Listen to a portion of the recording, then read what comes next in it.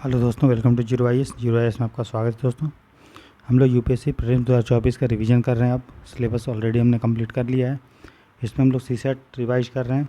तो पहला क्लास हम लोग कर लिए हैं। हमने बोला था आपको कि सीसेट के लिए अगर आप प्रीवियस ईयर क्वेश्चंस को अगर अच्छे से 2-4 बार 5 बार रिवाइज कर लेते हैं तो सीसेट आपका आसानी से क्लियर हो जाएगा।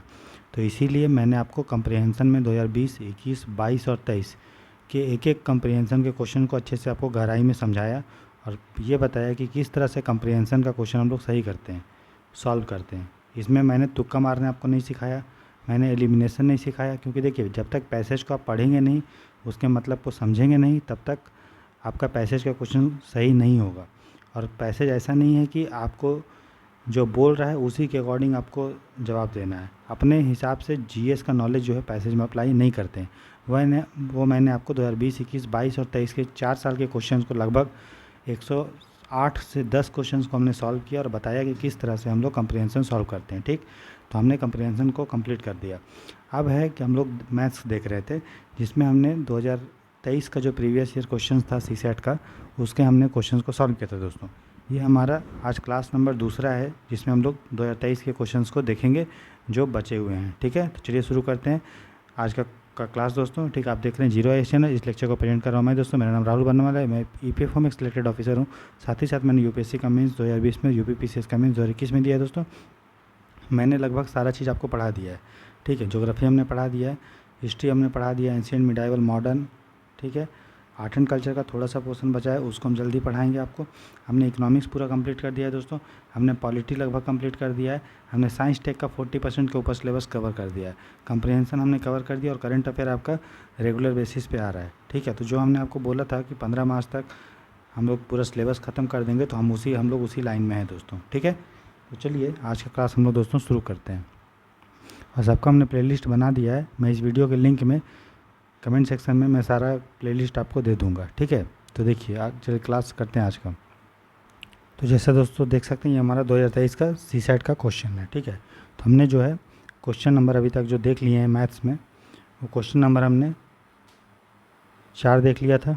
ठीक है, हमने जो है क्वेश्चन नंबर 5 देख लिया था। क्वेश्चन नंबर हमने 6 देख लिया था। ठीक है, 6 का हम लोग का बचा हुआ। देखिए मैथ्स में ऐसा आपको टारगेट करना है कि जो टफ़ क्वेश्चंस हैं, जिसमें आपको बहुत ज़्यादा समय लग रहा है, उसको आपको अटेम्प्ट नहीं करना है। क्योंकि देखो इसमें पूरा गेम है टाइम का। ऐसा नहीं है कि मैथ्स का क्वेश्चन आपसे बनेगा नहीं, बन जाएगा, लेकिन उसमें टाइम लगेगा कुछ टॉपिक्स में। इसीलिए जो प्रोबेबिलिटी के क्वेश्चंस होते हैं, जो परमुटेशन कॉम्बिनेशन के क्वेश्चन होते हैं, उस क्वेश्चंस को हम लोग लास्ट में अटेम्प्ट करते हैं, जब आपका समय बचता है क्वेश्चन सॉल्व करने के बाद। शुरू में करेंगे तो आपका कंप्रीहेंशन भी छूटेगा और आपका मैथ्स का जो आसान क्वेश्चन है वो छूट जाएगा।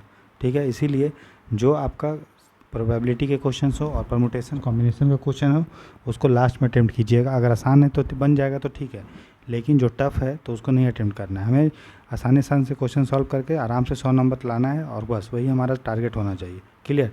तो मैंने कंप्रीहेंशन आपको बताया, सिर्फ कंप्रीहेंशन के दम पे आप दोस्तों 45 से 50 नंबर ला सकते हैं। ठीक है, हम लोग का कट ऑफ जो जाता है सीसेट में क्वालिफाइंग में, वो जाता है 67 मार्क्स के आसपास। ठीक, तो बस हम लोग को लाना है कितना, 20 नंबर और 20-25 नंबर और। लेकिन हम टारगेट क्या करेंगे कि हमारा 45 नंबर और एक्स्ट्रा आ जाए, तब जाके दोनों मिला के हम लोग का 90 से 95 नंबर अगर आप बना के आ रहे हैं तो कितना भी गलत वलत होगा तो आसानी से आपका दोस्तों 80 नंबर के आसपास, 85 के आसपास आ जाएगा। और ये लाया जा सकता है, टफ़ नहीं है। ठीक है, सीसेट आपको डेली प्रैक्टिस करना है। ठीक है, जो हम करवा दे रहे हैं बस उतना ही PYQ आप करते रहिए बस, और कुछ नहीं। ठीक है, तो क्वेश्चन हमने 4 बना लिया था, 5 बना लिया था दोस्तों। उसके बाद क्वेश्चन नंबर देखो हम 7 बना लिए थे। ठीक है, 8 बना लिए थे। ठीक है, उसके बाद हमने क्वेश्चन नंबर दोस्तों जो है 9 बना लिए थे। ठीक है, और उसके बाद आगे आइए, क्वेश्चन नंबर हमने 10 बना लिया था। ठीक है, 10 हम लोग क्वेश्चन बना लिए थे दोस्तों। ठीक है, उसके बाद आगे आइए, जो सीसेट का क्वेश्चन है वो है क्वेश्चन नंबर 14, 15। कंप्रीहेंशन का कोई क्वेश्चन मतलब जो रीजनिंग और मैथ्स का क्वेश्चन है 14, 15, 16, 17, 18, 19, 20। ठीक है, तो हम लोग थोड़ा 20 भी क्वेश्चन हमने बना लिया था। क्वेश्चन नंबर 20 जो टाइम एंड वर्क का क्वेश्चन था दोस्तों, हमने बना लिया था। ठीक है, अब हम क्वेश्चन नंबर देखेंगे 14 से। ठीक है, तो देखिए यहाँ पे हम लिखते हैं, सॉल्व भी करेंगे साथ साथ। तो बोल रहा है 3 of the 5 positive integers p, q, r, s, t are even and two of them are odd, not necessarily in order. तो consider the following बोल रहा है p plus q plus r minus s minus t is definitely even and 2p plus q plus 2r minus 2s plus t is definitely odd. बोल रहा है हमारे पास p, q, r, s, t ये number है, इसमें से कुछ number, ये नहीं बोल रहा है कि यही ऑर्डर में कि इवन ऑर्डर, ये बोल रहा है इसमें से कुछ नंबर, दो नंबर जो है वो आपका इवन है, तो इसमें से 3 नंबर जो है क्या है, इवन. इवन मतलब सम संख्या जो 2 से कट जाता है, और जो दो संख्या है वो है ऑड. और कौन ऑड है कौन इवन है ये नहीं बताएगा, बस ये बताएगा P, Q, R, S, T में से 3 संख्या हमारा सम है और 2 संख्या विषम है. विषम मतलब जो 2 से नहीं कटता है. ठीक है, तो ये हमारा क्वेश्चन है. बोल रहा है फिर बोल रहा है कि कंसिडर द फॉलोइंग, निम्नलिखित कथनों पर विचार करना है. क्या बोल रहा है कथन पे, तो देखिए बोल रहा है कि p plus Q, p plus Q plus R minus S minus T, बोल रहा है वो निश्चित रूप से सम होगा. बोल रहा है कि p plus Q plus R minus S minus T निश्चित रूप से सम होगा, मतलब 2 से कट जाएगा. ठीक है, तो पहला ये है, तो हम लोग चेक करते हैं कि क्या सही बात है, क्या हमेशा जो है p plus Q plus R minus S minus T जो होगा वो क्या होगा, सम. ऐसा चेक कर देंगे. तो इसके लिए हम क्या करेंगे दोस्तों, संख्या को मान के रखेंगे. मान लो हम मानते हैं कि p, q और r ये आपका इवन नंबर है. मान लो ऐसा मानते हैं, क्यों 3 संख्या है तो मानते हैं कि पी, क्यू, आर जो है हमारा इवन है. तो एस और टी क्या हो जाएगा हमारा ऑड.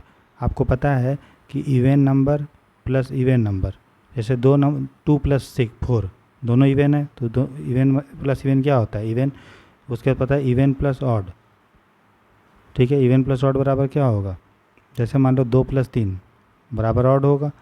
अगर मैं बोलूँ ऑड प्लस ऑड मतलब 7 प्लस 5 बराबर इवन. ठीक है, और ऑड माइनस ऑड 9 माइनस 7 बराबर इवन.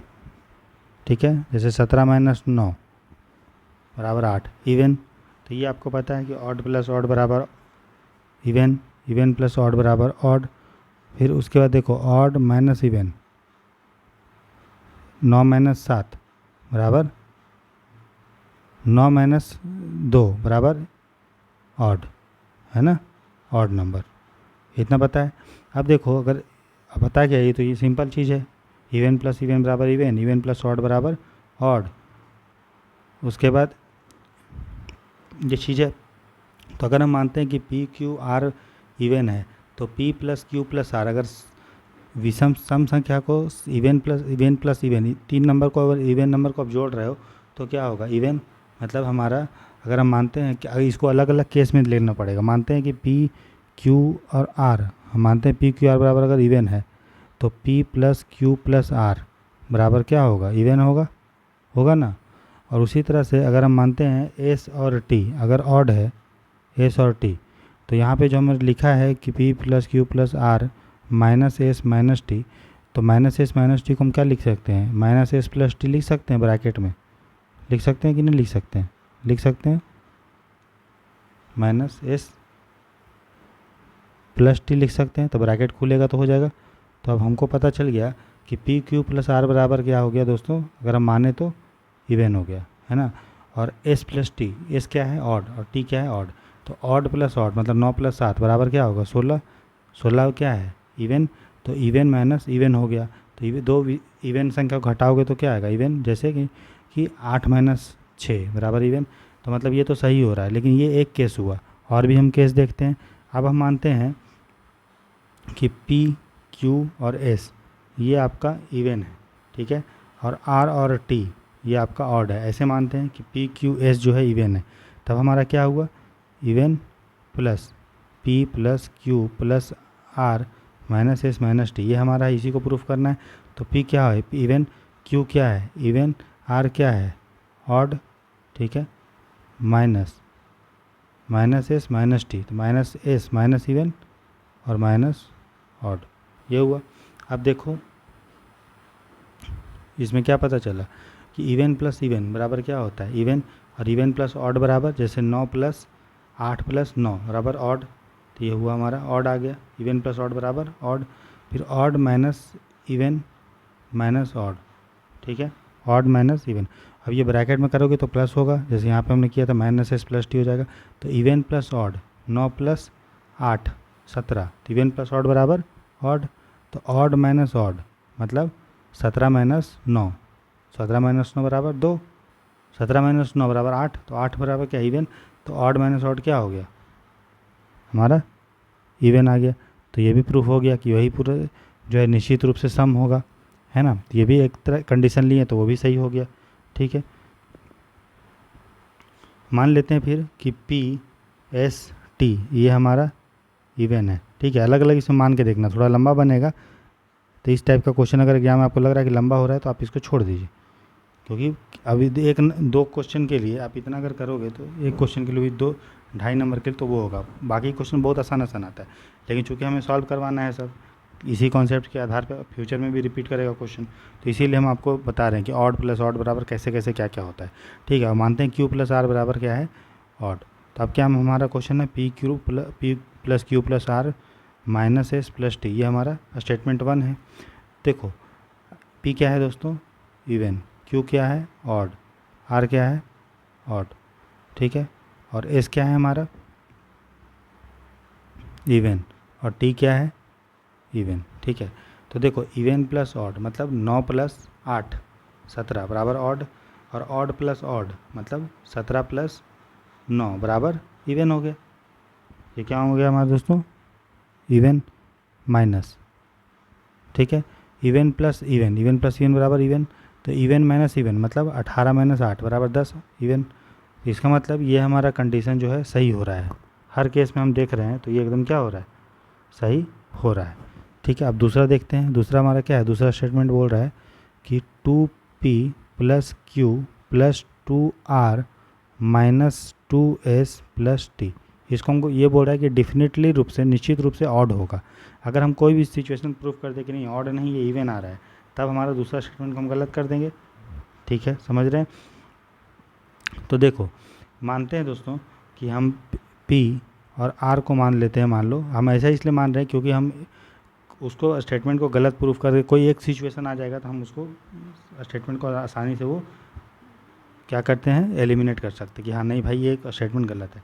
तो हम मानते हैं कि P और R जो है हमारा ऑड है, ठीक है, 2 ही नंबर ऑड है, तो क्यू एस और हमारा टी जो है वो क्या हो गया इवन, ठीक है। हमने क्यों ऐसा माना, हमने इसलिए ऐसा माना दोस्तों क्योंकि आपको पता है देखो 2p और 2r जो भी संख्या पहले से मान लो p अगर इवन हम मान लेते p और r इवन, तो 2p भी तो इवन ही होगा, लेकिन हम मान रहे हैं कि यार p ऑड है, लेकिन कोई भी संख्या जो 2 से मल्टीप्लाई अगर हो जाएगा तो इवन है तो इवन ही रहेगा, लेकिन अगर वो ऑड है तो भी वो इवन हो जाएगा। तो यहाँ पे क्या हुआ है 2p क्या हो जाएगा हमारा बताइए, 2p हो जाएगा हमारा इवन, प्लस q हमारा इवन ही है हमने माना है, प्लस r जो है ऑड है लेकिन 2 से मल्टीप्लाई हो गया तो हो गया इवन, माइनस s क्या है इवन है तो 2s भी इवन होगा, और t क्या है इवन है तो इवन होगा। अब देखो तो सब संख्या even plus even minus even plus even क्या होगा हमारा इवन, इवन आ रहा है, ठीक है। समझ में आया कि क्यों हमने p को और r को ऑड माना, क्योंकि 2p हमने 2p को हमको चेक करना था, अगर हम उसको p को इवन मानते, ठीक है, ई पी को हमने क्या मानता मान ली इवन, तो 2p से कोई मतलब नहीं होता, लेकिन यहाँ पे ऑड मान के हमने किया ताकि 2p को मल्टीप्लाई करेंगे या 2r को तो वो ऑड हो जाएगा, वो क्या हो जाएगा इवन हो जाएगा, बात समझे। तो ये हमारा ये गलत हो गया, कौन सा पूछा करेक्ट है, तो आंसर क्या होगा 1 ओनली, सिंपल क्वेश्चन, ठीक था, कोई दिक्कत नहीं। तो ये लॉजिक जो मैंने आपको बता रहा हूँ उसको आपको ध्यान रखना है, फ्यूचर में इसी टाइप का आपको क्वेश्चन आएगा, और बार बार एक ही टाइप का क्वेश्चन अगर सॉल्व करते रहेंगे तो दिमाग भी आपका यूपीएससी जैसा जो है एग्जाम में काम करेगा दोस्तों, ठीक है। तो जब भी याद रखिए जब भी आपको डेफिनेटली इवन करके दिया है, इसका मतलब अगर आपका एक भी अगर सिचुएशन अगर इस तरह से आ गया जिसमें वो स्टेटमेंट फॉल्स हो गया तो आपको वो स्टेटमेंट को काट लेना है, ठीक है। लेकिन अगर यूपीएससी अगर इस टाइप का स्टेटमेंट देखो पीवाईक्यू करने से ये भी पता चलता है कि कहाँ फंसा रहा है, किस टाइप का दे रहा है। देखो इसमें क्या लिखा है कि consider the following in respect of prime number P and composite number C, बोल रहा है पी जो है वो प्राइम नंबर है। प्राइम नंबर दोस्तों मतलब अभाज्य संख्या जो अपने से नहीं कटती है उसको अभाज्य संख्या, जैसे 1 है, ठीक है, जैसे 5 है, जैसे 7 है, जैसे 11 है, जैसे 13 है, वो सिर्फ 1 से कटेगा और अपने से कटेगा, है ना। 11 है 1 से कट रहा है और 11 से और किसी से नहीं कटेगा, उसको प्राइम नंबर बोलते हैं। और बोल रहा है सी जो है वो कंपोजिट नंबर है। कंपोजिट नंबर का मतलब जिसका जो 1 से भी कटेगा, अपने से भी कटेगा और कोई दूसरे संख्या से भी कटेगा, मतलब वो डिविजिबल है, कोई अपने से भी 1 से भी और किसी दूसरे ने, उसको कंपोजिट नंबर बोलते हैं। तो अब हमारा बोल रहा है स्टेटमेंट, तो पहला बोल रहा है कि p प्लस सी और p minus C can be even. यहाँ पे देखो लिख रहा है कैन बी इवन। अब कैन का मतलब है कि पॉसिबिलिटी बता रहा है, हो सकता है, ऐसा नहीं बोल रहा कि होगा। ये देखिए दोनों स्टेटमेंट आप में समझिए, सम हो सकता है, ठीक, और एक है वो निश्चित रूप से। तो जहाँ पे निश्चित रूप से सम है तो वहाँ पे हमने p और q r का कोई वैल्यू नहीं लिया, 2 4 6 8 ऐसे करके नहीं देखे। लेकिन जहाँ पे भी बोल रहा है कि हो सकता है, पॉसिबिलिटी है, तो वहाँ पे हम क्या करेंगे, ऑप्शन संख्या लेके हम लोग उसको बनाएंगे। जैसे हम ले लेंगे, मान लो कि p बराबर, मान लो हम ले लिए हैं आपका 11, क्योंकि p जो है वो प्राइम नंबर है, तो मान लो p बराबर हम ले लिए 11, ठीक है। और c बराबर कंपोजिट नंबर, तो c बराबर मान लो 9, क्योंकि यहाँ क्या बोल रहा है, पॉसिबिलिटी बोल रहा है ना, हो सकता है। तो हम देखते हैं, तो p प्लस सी क्या होगा, 11 प्लस 9, और p माइनस सी क्या होगा, 11 माइनस 9। तो 11 प्लस 9 कितना हो गया, 20, और 11 मैंने 9 घटा गए तो 2 बचा, तो 2 से 20 को काटेंगे तो कितना होगा, 10। तो बोल रहा है कैन बी इवन, तो हो गया ना इवन, तो ये हमारा मतलब सही है, ठीक है। उसके बाद तो आपको ऐसा नहीं, आप मान लो आप कोई कुछ और नंबर ले लिया और वो नहीं आया, ऑड आ गया, तो इसका मतलब ये नहीं कि वो आपको गलत करना है। यहाँ पे पॉसिबिलिटी बोल रहे हैं कि हमेशा इवन होगा, नहीं, एक तो आपको 1 2 नंबर और लेगा, हो सकता है कि नहीं, हाँ हो सकता है, बात समझे, हो सकता है मैंने पॉसिबिलिटी है। जैसे मान लो आप कहीं कहीं पे कोई रास्ता है, वहाँ पे पत्थर वत्थर मिलता है, पॉसिबिलिटी है, संभावना। तो घर से आपको बोले कि जाओ वहाँ पे, जाओ वहाँ मिट्टी हो सकता है, आपको मिट्टी लाना है गमला के लिए, तो हाँ ठीक है, वहाँ मिट्टी होगा, ले आना, हो सकता है वहाँ मिट्टी होगा, तो हो सकता है मैं नहीं भी हो सकता है, राइट। तो अगर थोड़ा सा भी मिट्टी अगर दिख जाएगा, तो 1% भी, थोड़ा हल्का सा, तो बोले हाँ हो सकता है, समझे। तो एक भी सिचुएशन अगर आ जाएगा जिसमें वो प्रूफ हो जाएगा स्टेटमेंट, तो हम मानेंगे वो सही है, ठीक है। तो पहला हमारा सही है। दूसरा लेते हैं, बोल रहा है 2p प्लस सी, 2p प्लस सी, ठीक है दोस्तों। तो मान लो p बराबर लिए 3, p बराबर मान लो कितना लिए, 3 ले लिए, क्योंकि p प्राइम नंबर है, ठीक है। और c बराबर मान लो 9 ले ली, तो 2p कितना हो जाएगा, 6, 6 प्लस 9 कितना हो जाएगा, 15, और 15 क्या हो गया हमारा, ऑड। तो कोई भी आप संख्या लीजिए और आपको प्रूफ कर दीजिए कि ऑड हो रहा है, इसका मतलब सही हो जाएगा, ठीक है। मान लो p बराबर आप लो 5, ठीक है, 5 भी क्या है आपका, वो है। और c को मान लो कंपोजिट नंबर, कंपोजिट नंबर जैसे कि मान लो 39, ठीक है। तो 2 इंटू पी, 2 इंटू 5 प्लस 39, तो 2p कितना हो गया, 2 इंटू 5 10, 10 प्लस 39 मतलब 49, तो 49 क्या हो गया, ऑड, तो आ रहा है। कैसे भी करके आपको ऑड वहाँ पे ले आना है, ठीक है। मान लो 39 की जगह आप लेते 44, ठीक है, तो 10 प्लस 44 कितना होता है, 54, तो 54 क्या हो गया आपका, इवन। तो इसका मतलब ये नहीं कि इसको काट देंगे, नहीं, क्योंकि ये नहीं बोला कि हमेशा, अगर लिखता ऑलवेज बी ऑड तब गलत हो जाता, लेकिन यहाँ पे पॉसिबिलिटी बता रहा है, बात समझ में आ रहा है, इसलिए सही होगा। तीसरा स्टेटमेंट देखते हैं, बोला P C can be odd, P C odd हो सकता है, पी इंटू सी। तो मान लो पी के जगह 5 लो, ठीक है, पी प्राइम नंबर है, और सी आप ले लो 9, सी कंपोजिट हो गया, तो 9 इंटू 5 45, तो ऑड हो गया ना। तो ऐसा नहीं बोला हमेशा होगा। मान लो पी की जगह आप लेते 5 और सी की जगह आप ले लेते मान लो 10, ठीक है, क्योंकि 10 कंपोजिट है, पी प्राइम नंबर है 5, तो 10 इंटू 5 कितना हो गया, 50। तो 50 तो ऑड नहीं है, 50 तो इवन है, लेकिन यहाँ पे ऑलवेज ऑड नहीं लिखा है, वो लिखा है कैन बी, तो कैन भी हो सकता है, तो आंसर क्या होगा 1 2 एंड 3। बात समझ में आए, तो याद रखना है। इसलिए PYQ सॉल्व करने से आपको पता चलता है कि UPSC क्या कैसे आपको सोच के फंसा रहा है, फंसना नहीं है। इसलिए PYQ को बार बार सॉल्व करना है और कुछ नहीं प्रैक्टिस करना, बस इतना ही आप बार बार करते रहिए, बहुत है, ठीक है। क्योंकि देखो हम लोग कर रहे हैं 2011 से लेकर 2023 का क्वेश्चन, ठीक है, तो लगभग आपके पास जो है 13 साल का क्वेश्चन है, 13 साल। और हर मैथ्स में भी वो लगभग हर साल 25 से 30 क्वेश्चन पूछता है, तो मैथ्स में भी आपके पास लगभग 400 क्वेश्चन हुआ, 390 के आसपास। रीजनिंग में भी आपका लगभग 400 क्वेश्चन के आसपास हुआ, ठीक है, और आपका कॉम्प्रिहेंशन में भी लगभग 400 क्वेश्चन के आसपास हुआ।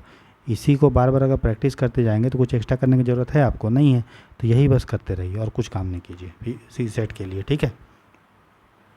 और अगर जिसका मैथ्स कमज़ोर है, ठीक है, तो उसके लिए जो है हम आपको बता देंगे, कुछ वीडियोज़ हैं यूट्यूब पे, कुछ टीचर हैं जो अच्छा पढ़ाए हैं, ठीक है, हम उसका लिंक दे देंगे, तो आप उसको देख लीजिएगा। जिसका कमज़ोर है वो, लेकिन जिसका भी ठीक ठाक मैथ है, बस खाली प्रैक्टिस करना है, तो बस PYQ प्रैक्टिस कीजिए और कुछ नहीं करना है एक्स्ट्रा, ठीक है। चलिए आगे देखते हैं दोस्तों। क्वेश्चन नंबर 16 बोल रहा है कि ए 3-digit number ABC on multiplication with D gives 37DD where A, B, C and D are different non-zero digits. What is the value of A plus B plus C? क्या बोल रहा है कि A, B, C जो है दोस्तों वो 3 digit का कोई संख्या है। 3 डिजिट का मतलब 4, 5, 6 जैसे कोई संख्या मान लो 980, 977, तो ये 3 डिजिट का संख्या ऐसा इस तरह का कोई बोल रहा है, ठीक है।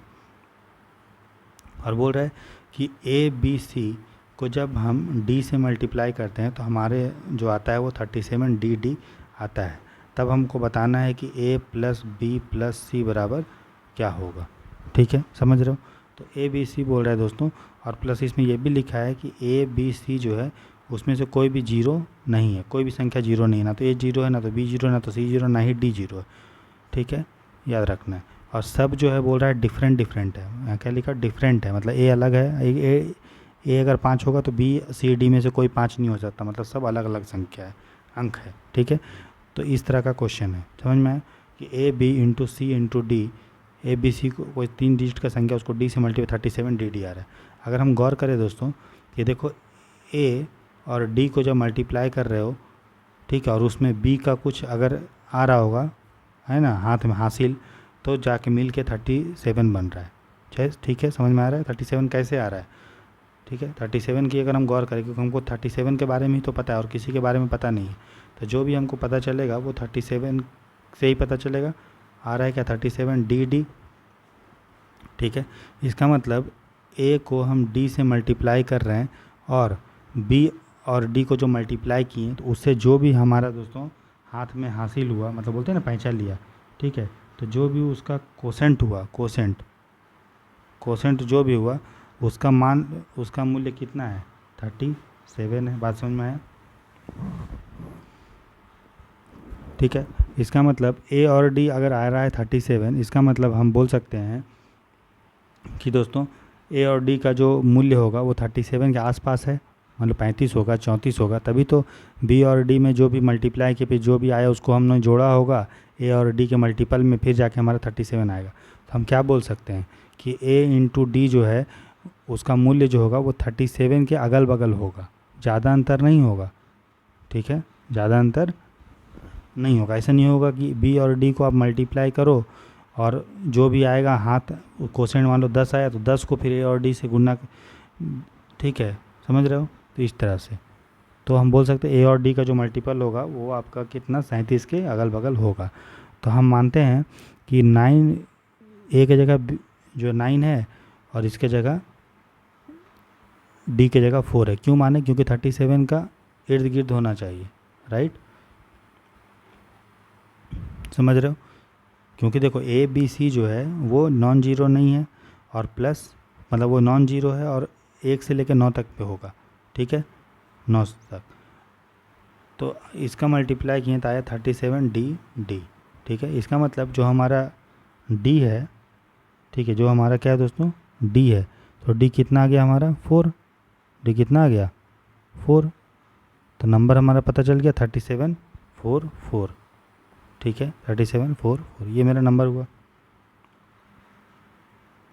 ठीक है। ये हमारा क्या हुआ दोस्तों, नंबर कैसे आया पता चल गया। हमने 37 को देखा, 37 कैसे आ रहा है, हमने देखा कि A और D को जब मल्टीप्लाई कर रहे हो तब जाके हमको 37 आना चाहिए, प्लस उसमें कोसेंट, इसका मतलब A और D जो है वो उसका संख्या 37 के अगल बगल है।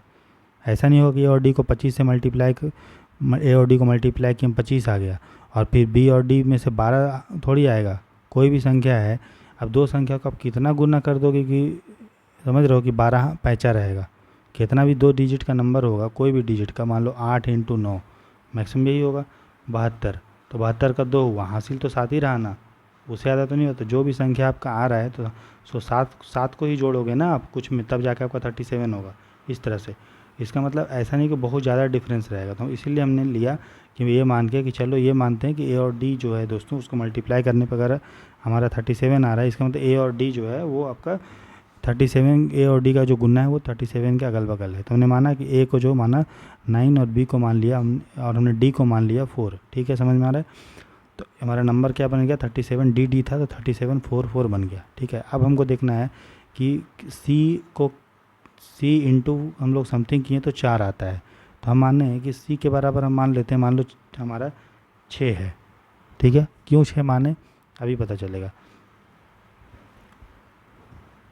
ठीक है। कि मान लो सी के बराबर आप 6 नहीं, आप मान लो 1 होगा, मान लो कि 4 इंटू 1 भी 1 होगा, तो 9b1 इंटू आप 4 करोगे तो यहाँ 4 तो आ जाएगा। अब b इंटू समथिंग करना है और आपको लाना है 4, और यहाँ ऑलरेडी 37 है, ठीक है। तो क्या इसमें कभी होगा, कैलकुलेट करके देखिए, 1 तो ले नहीं सकते कि 1 ले चुके हैं। आप 4 का मल्टीपल में आना चाहिए, तो 4 का मल्टीपल में 4 छक 24 होता है, तो 4 छक 24, मान लो यहाँ पे 6 लेते हो तो 4 छक 24 का 4 हासिल 2 हुआ, तो 9 चौक 36 और 2 यहाँ 38 हो गया ना, इसलिए नहीं होगा, ठीक है। समझ गए। तो इस तरह से हमें करके बस थोड़ा सेट करना है, क्लियर। तो इसीलिए हमने सी को दोस्तों 6 माना। जब सी को हमने 6 माना तो 6 इंटू 4 24 हो गया, 24 का 4 हासिल 2, यहाँ पे 2 आ रहा है। इसका मतलब हम अगर बी को 3 मानते हैं तो 4 तिया 12 और 2 14 हो गया, 14 का 4 हासिल 1 और 9 चौक 36 और 1 37। हमको क्या पता चल गया कि सी बराबर 6 लेने से इक्वेशन सही होता है, सही हो रहा है। बी बराबर 2 ले लिया और ए के बराबर ऑलरेडी हमने दोस्तों 9 ले लिया है। तो ए प्लस बी प्लस सी बराबर क्या होगा, 9 प्लस 2 प्लस 6 बराबर 9 2 11 और 6 17, तो ठीक है, 9 प्लस 2 प्लस 6 है ना। अच्छा बी बराबर, सॉरी यहाँ पे बी बराबर क्या था, यहाँ तो 2 नहीं, बी तो 2 तो वो था ना दोस्तों, 1 मिनट, 3 लिया था हमने ना, ठीक है ना। यहाँ तो 2 पैचा लिया था ना, यहाँ 6 लिया था, तो 6 चौक 24 के 4 हासिल 2, ये 2 वहाँ लिखे थे तो वहाँ पे, ठीक है। और यहाँ पे बी, ठीक है, तो 4 तिया 12 और 2 14, ठीक है। तो यहाँ पे बी बराबर 3 था, तो कितना होगा, 9 3 12 और 6 18 आंसर हमारा। समझ में आ रहा है। तो ऐसे क्वेश्चन को सॉल्व करना है हमने यूपीएससी में, ठीक है। थोड़ा सा एनालिसिस कुछ क्वेश्चन में रहता है, ठीक है, थोड़ा सा अगर दिमाग लगाएंगे तो बन जाता है, ठीक है। बस थोड़ा सा दायां बायां सोचना पड़ेगा, हो जाएगा, ठीक है। चलिए 16 का आंसर हो गया ए, लेकिन ऐसा नहीं कि हर क्वेश्चन टफ है, बहुत सारे क्वेश्चन बहुत आसान है, ठीक है। चलिए, क्योंकि देखिए यहाँ पे ऐसा नहीं तो हमें 200 में से 150 कट ऑफ जा रहा है, 200 में से 100 जा रहा है, कितना लाना है भाई, 200 में से 70 नंबर, जिसमें से 40 से 45 नंबर तो आप बस कंप्रीहेंशन के दम पे निकाल लोगे, जो मैंने ऑलरेडी आपको पढ़ा दिया है। बस हम मैथ्स रीजनिंग में जो इजी टॉपिक्स है, जो बनाने लायक, उसको कर लेंगे, PYQ का बार बार बनाएंगे, आपका दिमाग उसी तरह से काम करने लगेगा, ठीक है। चलिए क्वेश्चन नंबर देखते हैं 17। बोल रहा है कि x for any choice of value of X Y Z the 6 digit number of the form X Y Z is divisible by. बोल रहा है कोई संख्या है जो एक्स वाई जेड और एक्स वाई जेड के फॉर्म में है। तो ये जो एक्स वाई जेड संख्या, जैसे मान लो है हमने लिया 1 3 4, फिर क्या होगा 1 3 4, तो ये कोई संख्या इस तरह से हम कोई बना रहे हैं तो कितना से कट जाएगा, ठीक है। एक्स वाई जेड अगर संख्या लिख रहे हैं तो कितने से कट जाएगा, समझ रहे हो। तो याद रखिए दोस्तों, जब भी हम आइडेंटिकल तीन अंकों का आइडेंटिकल 3 अंकों का अगर हम बनाते हैं संख्या इस तरह से XYZ XYZ PQR, तो वो संख्या जो है हमेशा आपको 1001 से डिविजिबल हो जाती है, ठीक है। तो उस संख्या को, तो कोई संख्या मान लो XYZ है, तो इस संख्या को हम लिख सकते हैं 1001 इंटू XYZ, याद रखिएगा, ठीक है। इसका मतलब वो संख्या आपका 1001 से कट जाएगी, ठीक है, क्योंकि XYZ से तो कट ही रहा है। XYZ के बारे में हमें कोई जानकारी है नहीं, हमें किसके बारे में जानकारी है कि ये जो संख्या होगी XYZ इंटू XYZ वो 1001 से कट जाएगी, 1001 का मल्टीपल में होगी। इसका मतलब तो XYZ जो है वो 1001 से कट जाएगा, है ना, क्योंकि 1001 से ही मल्टीप्लाई करने पे आपको ये वाला संख्या आ रहा है। इसका मतलब हम बोल सकते हैं कि 1001 जो होगा वो XYZ को काट देगा। तो हमें ऑप्शन में 1001 नहीं पूछा है, हमें ये पूछा है कि किससे कटेगा। तो अगर हम बोल दें कि 1001 को कौन संख्या काट देगा, 7, ऑप्शन में क्या है 7 11 13, अगर 7 से कटेगा कि नहीं कटेगा, 11 से 1001 कटेगा कि नहीं कटेगा, और 13 से कटेगा कि नहीं कटेगा। हमें चेक करना था कि XYZ किससे कटेगा, XYZ ये संख्या किससे कटेगा। लेकिन हमको पता चला क्या कि XYZ, अगर XYZ कोई संख्या है वो 1001 का मल्टीपल में होता है, 1001 का गुणक में होता है। इसका मतलब 1001 को कोई अगर संख्या काट देगा तो वो XYZ को भी काट देगा, क्योंकि XYZ जो है वो 1001 को काट देता है, ठीक है। तो चेक कीजिए ऑप्शन के थ्रू, 7 से काटिए इसको, तो 7 से अगर काटेंगे तो 7 1 के 7, 3 10, 7 चौक 28, 2 1, 7 तिया 21, कट गया 7 से। इसका मतलब ये संख्या 7 से कट जाएगा। फिर 11 से काटो, 11 से अगर काटेंगे तो 11 9 99 और 11 के 11 कट गया ये भी, मतलब 11 भी काट देगा। 13 से काटिए, 13 7 91, 9 1 हाथ में 9 रहा, 13 7 91, 77 बार में कट जाएगा मतलब 13 से। ये जो संख्या है आपका कट जाएगा 7 से, 11 से, 13 से। हमें चेक करना था कि XYZ किससे कटेगा, लेकिन हमें पता चला कि XYZ जो है वो आपका कट आ रहा है 1001 से। तो हम 1001 को काट के देख लेते हैं। अगर 1001, क्योंकि 1001 में कुछ मल्टीप्लाई करने से आपका आ रहा है, मतलब 1001 इसको काट ही रहा है, काट रहा है। ऐसे हमें मान लो चेक करना है कि कोई संख्या जो है 81 को काट देती है। तो अगर हम चेक कर लें कि 81 जो है वो 9 का मल्टीपल होता है, और 9 को अगर कौन संख्या काट देगा, 1 काट देगा, 3 काट देगा, 9 काट देगा। अगर ये तीनों संख्या 9 को काट रहा है और 9 को ही 9 जो है 81 को काट देता है, इसका मतलब ये छोटा संख्या है वो इसको काट देगा, तो वही इसमें कर रहे हैं। ठीक है, समझ रहे हो? तो ये कॉन्सेप्ट याद रखेगा। अगर कोई XYZ के रूप में कोई संख्या लिखा हुआ है तो वो जो है 1001 से कट जाता है। ठीक है, आंसर क्या हो गया दोस्तों? 17 का डी। ठीक है, चलिए आगे देखते हैं। तो ये आसान क्वेश्चन था। उसके बाद क्वेश्चन नेक्स्ट देखते हैं। क्वेश्चन नंबर जो है हम चेक करते हैं, क्वेश्चन 18। नेक्स्ट क्वेश्चन देखिए दोस्तों, बोल रहा है 125 identical cubes are arranged in the form of a cubical block. बोल रहा है 125 छोटे छोटे क्यूब है, उसको हमने इस तरह से अरेंज किया कि एक क्यूबिकल ब्लॉक बन गया। क्यूब क्या होता है? जिसका लेंथ, ब्रेथ, हाइट, लंबाई, चौड़ाई, ऊंचाई तीनों बराबर होता है, उसको क्यूब बोलते हैं। तो बोलते हैं कि 125 छोटे छोटे क्यूब थे, एक जैसा था, उसको हमने अरेंज किया इस तरह से कि एक बड़ा सा क्यूब बन गया। बोल रहा how many cubes are surrounded by other cubes from each side. तो ये जो छोटा छोटा क्यूब्स हमने बड़ा क्यूब बनाया, उसमें से कितने ऐसे छोटे छोटे क्यूब हैं जिसके इर्द गिर्द क्यूब है। ठीक है, समझ रहे हो? हमने क्या किया दोस्तों, छोटा छोटा क्यूब लिया 125, ठीक है, और उसको हमने जोड़ के एक बड़ा सा क्यूब बना दिया। और आपको पता है कि क्यूब जो होता है दोस्तों, उसका लेंथ, ब्रेथ, हाइट बराबर होता है। इसका मतलब टोटल कितना है दोस्तों हमारे पास? 125 है। कितना है? 125 क्यूब है। तो 125 जो क्यूब है, इसका मतलब है कि अगर हम उसको डिवाइड करेंगे तो 5 × 5 × 5 होना चाहिए, है ना? 5 25 5 125, क्योंकि देखिए लेंथ भी में भी 5 होना चाहिए, ब्रेथ में भी 5 होना चाहिए, और चौड़ाई में भी 5 हो। लेंथ, ब्रेथ, हाइट, लंबाई, चौड़ाई, ऊंचाई, चारों में 5 5 क्यूब होना चाहिए, तभी तो बराबर होगा ना। तो 5 क्यूब मान लो हमने इस तरह से लेयर बनाया। तो क्यूब कैसे बना? इस तरह से हमारा क्यूब बना दोस्तों, जिसमें के लेंथ में 5 है, ब्रेथ में 5 है और हाइट में 5 है। इस तरह से हमारा कुछ क्यूब बना। समझ रहे हो? ध्यान से सोचिए, क्यूब जैसा है, जो हम लोग खेलते हैं ना लूडो, उस टाइप का क्यूब है वो। ठीक है, जिसका सब बराबर होता है। ठीक है, समझ रहे हो? तो इस तरह से हम क्यूब बनाए तो क्या है दोस्तों, इसमें 5 लेयर है, आपको दिख रहा है? इस तरह से होगा 5 लेयर। तो आप इमेजिन करो, हम 3D के फिगर में इमेजिन कीजिए। 5 क्या होगा? 5 आपका एक लेयर है, फिर उसके ऊपर दूसरा लेयर, फिर तीसरा लेयर, चौथा लेयर, पाँचवा लेयर, इस तरह से लेयर बना 5। समझ रहे हो? तो अगर बोल रहे हैं कि इसमें कितना ऐसा क्यूब है जो अगल बगल टच करेगा, तो आपको पता है कि जो क्यूब सबसे टॉप पे होगा, ऊपर सतह पे होगा। ठीक है, इमेजिन कीजिए तो आपको क्लियर दिखेगा। जो ऊपर सतह पे होगा और जो नीचे सतह पे होगा, और जो दायां होगा बायां, मतलब जो ये वाला आगे होगा। ठीक है, तो वो तो चारों तरफ से घिरा हुआ नहीं है, क्योंकि वो पीछे से घिरा हो सकता है, दायां से हो सकता है, बायां से हो सकता है, लेकिन आगे उसका खाली है। उसी तरह से जो क्यूब इस लेयर में होगा, वो भी आपको इस तरफ से खाली हो जाएगा वो। उसके बाद जो इसके पीछे होगा, ये वाला लेयर, ये इसके जस्ट पीछे वाला होगा, उसमें भी जो क्यूब होगा वो भी ख़त्म गया। एक जो इस तरफ क्यूब होगा वो भी गया, और जो इस तरफ क्यूब होगा दोस्तों, इस तरफ नीचे, वो भी गया, और जो ऊपर वाला क्यूब होगा वो भी ऊपर का लेयर चला गया। इसका मतलब जो अंदर वाला क्यूब है प्लस जो क्यूब कोने में होगा, कोने में, ठीक है, जो कोने में होगा वो भी चला गया, क्योंकि हमें ऐसा क्यूब बताना है जो गहरा में हो। ठीक है, जिसके अगल बगल क्यूब हो हर चारों तरफ से। ठीक है, तो क्यूब कितना बचेगा? जैसे मान लो ये हम एक लेयर का देख रहे हैं, एक लेयर का देखते हैं, क्योंकि बाकी का आपको पता चल ही जाएगा। तो टोटल एक लेयर में टोटल कितने क्यूब हैं?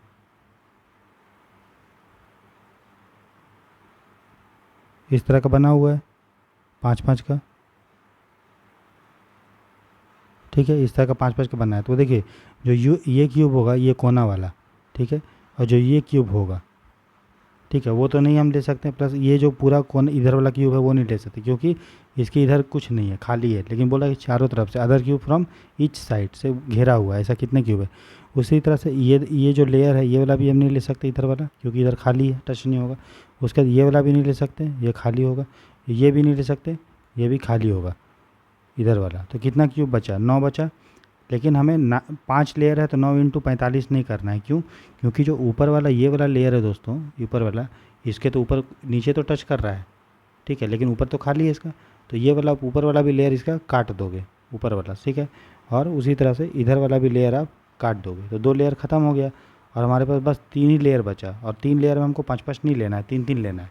तो 3 तिया कितना हो गया हमारे पास, ठीक है। तो 3-3 का लेयर जोड़ेंगे ना कि नहीं जोड़ेंगे? जोड़ेंगे। तो कितना आएगा, 3 का क्यूब निकालिए, 3 का क्यूब होगा 27। तो टोटल 27 क्यूब हमारा आंसर हो गया। ठीक है, समझ में आया सबको? सिंपल था, कोई दिक्कत नहीं था इसमें।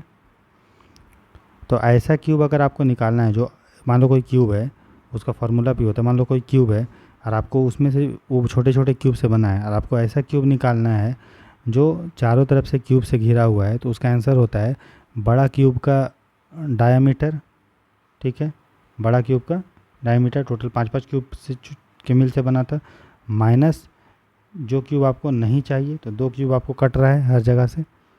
एक लेयर में आप देखो ये वाला कोना गया, खाली बस आप यही वाला ले सकते हो अंदर वाला। तो टोटल 5 था, जिसमें से ये वाला और ये वाला चला गया, तो 3 ही बचा। तो 5 - 2 एक लेयर हुआ और उसका निकाल दीजिए आयतन वॉल्यूम। तो 5 - 2 कितना हो, 3। 3 का क्यूब कितना हो गया, टोटल 27। तो टोटल 27 क्यूब, कोई भी छोटे छोटे क्यूब ऐसे होते हैं जो अगल बगल क्यूब से घिरे हुए हैं दोस्तों। ठीक है, समझ रहे हो? चलिए, तो आंसर हो जाएगा 18 का ऑप्शन हो जाएगा हमारा, ए सही हो जाएगा।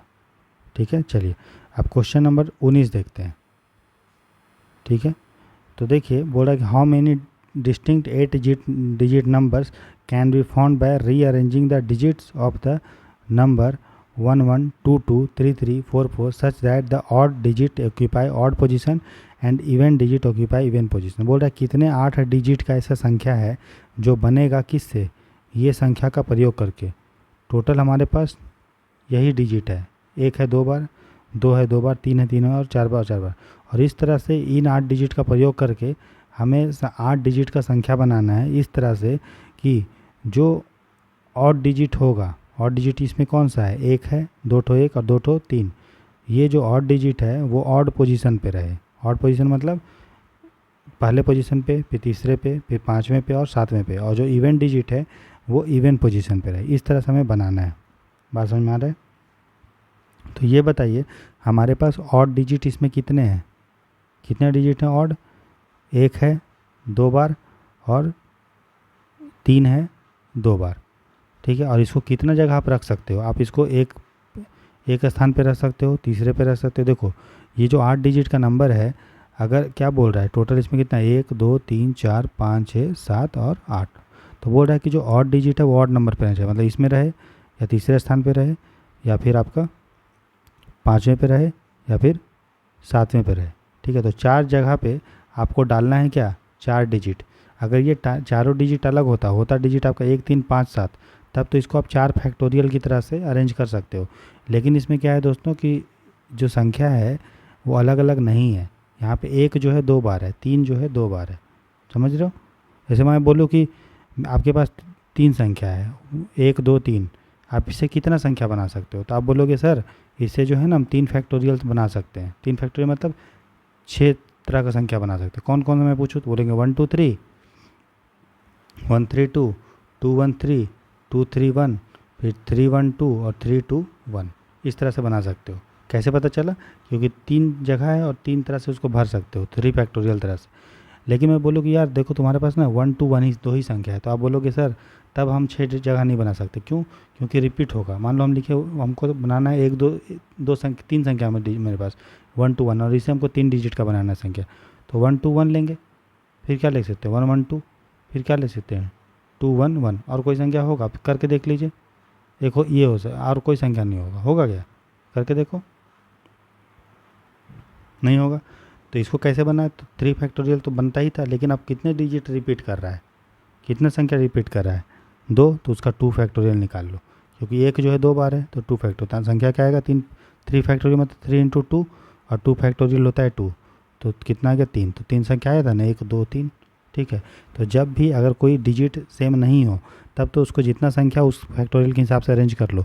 यहाँ पे देखो हमको जो भरना था जो 1 1 3 3 वो कितनी जगह हो सकता है, ऑड जगह हो सकता है क्योंकि क्वेश्चन में ही बोल रहा है। तो पहले स्थान पे हो सकता है, तीसरे, पाँचवें या सातवें पे। तो हमारे पास भरने के लिए 4 जगह था, लेकिन संख्या जो था वो सेम सेम था। तो 4 फैक्टोरियल तरह से भर सकते हो। और इसमें देखो एक जो है 2 बार है थ्रू 2 फैक्टोरियल, और 3 भी 2 बार है तो 2 फैक्टोरियल। तो कितना हो गया, 4 फैक्टोरियल होता है 4 इंटू 3 इंटू 2 का फैक्टोरियल, और 2 फैक्टोरियल 2 होता है, 2 फैक्टोरियल 2 होता है। 2 से 2 कट गया, और 2 से 4 से 2 को 4 को काटा 2 बार में, तो कितना हमारा आया दोस्तों 6। तो जब हम जो है आपका ये है ऑड जगह पे ऑड डिजिट को रखते हैं तो 4 तरह से हो सकता है। तो ये ऑड वाला हो गया। फिर क्या बोल रहा है कि इवन को इवन पे रखो। तो उसी तरह से इवन जो संख्या हमारे पास कितना है 1 1 2 2 3 3 4 4 था, तो इवन है 2 2 2 बार 2 2 बार 4। तो इवन हमारे पास 4 संख्या, लेकिन 2 उसमें 2 बार है, 4 2 बार अलग अलग नहीं है। और इवन संख्या क्या बोल रहा है कि इवन जगह पे रखो। इवन जगह मतलब 2 पे रखो, 4 पे रखो, 6 पे रखो, 8 पे रखो, इवन प्लेस पे, है ना। तो 2 को आप कहाँ कहाँ रख सकते हो, इसमें रख सकते हो, फिर इसमें रख सकते हो, इसमें रख सकते हो, और इसमें। तो 4 जगह रख सकते हो। तो रख सकते थे 4 फैक्टोरियल में, लेकिन अब इसमें क्या है कि 2 जो है रिपीट हो रहा है 2 बार। तो हम क्या लिखेंगे 4 फैक्टोरियल, और 2 2 बार रिपीट हो रहा है तो 2 फैक्टोरियल, और 4 2 बार भी रिपीट हो रहा है तो 2 फैक्टोरियल। तो कितना हो जाएगा 4 इंटू 3 इंटू 4 फैक्टोरियल होता है 4 इंटू 3 इंटू 2 इंटू 1, और 2 फैक्टोरियल होता है 2 इंटू 1, और 2 फैक्टोरियल होता है 2 इंटू 1। तो 2 से काटिए, कट गया कट गया, तो हमारे पास कितना आया 6। ठीक है। तो अब हम क्या करेंगे दोस्तों, लिखा हुआ है रीअरेंज करना। तो रीअरेंज जब भी रहेगा क्या होगा, उसमें मल्टीप्लाई होता है। ठीक है। तो हमने जब ऑड डिजिट को प्लेस किया तो 6 तरीका से हुआ, इवन डिजिट को प्लेस किया तो 6 हुआ। तो 6 + 6 नहीं होगा, ये क्या होगा 6 इंटू 6, 6 इंटू 6, तो 6 छक 36। तो 36 तरह से जो है आप भर सकते हो। ये प्रोबेबिलिटी का परमुटेशन कॉम्बिनेशन क्वेश्चन था। मैंने बताया था कि परमुटेशन कॉम्बिनेशन क्वेश्चन को अगर आपको आइडिया नहीं है तो आप उसको छोड़ दीजिए, बाकी आप आसान आसान वाला कीजिए, आपका आसानी से एग्ज़ाम निकल जाएगा। कोई इसमें शंका का बात नहीं है, क्योंकि आप देखिए कि टफ भी क्वेश्चन आ रहा है, इजी भी आ रहा है। तो जो कुछ किस क्वेश्चन को आपने प्रैक्टिस किया है और PYQ को बार बार करते रहेंगे तो आपका दिमाग भी परमुटेशन कॉम्बिनेशन में भी काम करेगा। ठीक है। तो आंसर क्या हो जाएगा दोस्तों 6 इंटू 6 36। देखिए टाइम नंबर का क्वेश्चन था, मैंने ऑलरेडी आपको पहले क्लास में इसको कराया था डे 1 में। ठीक है। चलिए आगे देखते हैं अब। देखिए ये क्वेश्चन आसान है, ऐसा नहीं सब टफ है, ऐसा मत समझिएगा कभी नहीं कि सीसेट बहुत टफ आता है टफ आता है। अभी देखो हल्का हल्का क्वेश्चन आया है। शुरू का क्वेश्चन हम लोग जानबूझ कर टफ देता है ताकि आपको मनोबल तोड़ने के लिए। अब देखिए अब देखिए बचवा वाला क्वेश्चन आएगा। अब देखो क्वेश्चन नंबर 24 क्या बोल रहा है कि 7, अगर 7 ये प्लस नहीं है, यहाँ ठीक है साइन दिया हुआ है, 7 ये प्लस ये मतलब जो भी बोलिए 10 बराबर 8 आ रहा है। ठीक है। अगर 9, अब ये जो ये संख्या दिया हुआ है ये क्या है, ये क्या डिवाइड है या प्लस है या क्या निकालना है, उसके बारे में थोड़ा पता करना है। ठीक है। तो ये इसलिए दे दिया है 3 4 चीज़ ताकि आपको थोड़ा आइडिया लग जाए। 30 बराबर अगर 5 है, और फिर 11 17 21 बराबर अगर 13 है, तो हमें वैल्यू निकालना है 23 4 और 15 का। तो सबसे पहले इसमें आप प्लस माइनस करके देखिए। मान लीजिए 9 और 7 ही मान लीजिए, ये प्लस मतलब है जोड़। तो 9 + 7 कितना होता है 16, 16 + 10 बराबर कितना होगा 18, 9 9 7 16, 16 और 10, 16 10 कितना होता है 26। तो अगर इसको जोड़े हैं तो कितना आ रहा है दोस्तों, ये जोड़ने से 26। मान लिया आप इसको घटा दीजिए, 9 - 7 - 10 तो कितना आ रहा है 7 - 9 - 2 और ठीक है कितना आएगा ये। अगर मान लो हम इसके जगह अगर प्लस लिए प्लस, तो हमको आया आंसर कितना पहला का 26। ठीक है। उसी तरह से दूसरे वाले का अगर हम लिए ये, मान लो प्लस की जगह ये प्लस लिया, तो 9 और 11 20, 20 और 30 50, तो 50 आ रहा है। ठीक है। ये 50 नहीं है 5। ठीक है। तो जोड़ने से कितना आ रहा है 50, लेकिन लिखा कितना हुआ है 5। जोड़ने से पहले में कितना आ रहा था 26, लेकिन लिखा कितना है 8। ठीक है। तो 26 आ रहा था, लिख दिया 8। दूसरे केस में 50 आ रहा था, ठीक है 50, तो लिख दिया उसने 5। तीसरे केस में 11 + 17 कितना होता है 11 + 17 28, 28 और 21 कितना होता है दोस्तों, कितना है ये 11 और 17 है ना, तो 28 ही हुआ। 28 और 21 कितना होता है? 49। ठीक है, तो 49 था तो उसने लिख दिया देखो कितना, 13। तब हमको पूछा है कि 23 ये वाला सिंबल प्लस 4 ये वाला सिंबल और 15 बराबर क्या है। तो अब देखो, अगर मोटा मोटा आइडिया लगा दिख रहा होगा अगर आपको कि अगर हमारा, एक मिनट, हाँ, अगर हमारा 26 की जगह उसने अगर 8 लिखा है तो 2 और 6 को अगर हम मल्टीप्लाई कर रहे हो तो कुछ हो रहा है क्या? 6 दूना 12 नहीं हो रहा है। 2 को जोड़िए, 2 + 6 अगर कर रहे हो, 2 + 6 इसमें जो डिजिट है उसको जोड़ दे रहे हो तो 8 आ जा रहा है। उसी तरह से 5 और 0 को जोड़ रहे हो तो 5 आ जा रहा है। 9 और 4 को जोड़ रहे हो 13। तो मतलब किया क्या गया है, सिंपल सा इस संख्या को, इसका मतलब हो गया प्लस, इसको जोड़ा गया और जोड़ने के बाद जो भी आया उसका डिजिट जोड़ दिया गया। तो 23 और 4 कितना हुआ? 27। 27 और 15 कितना होता है दोस्तों? 42। ठीक है, कितना होता है? 42।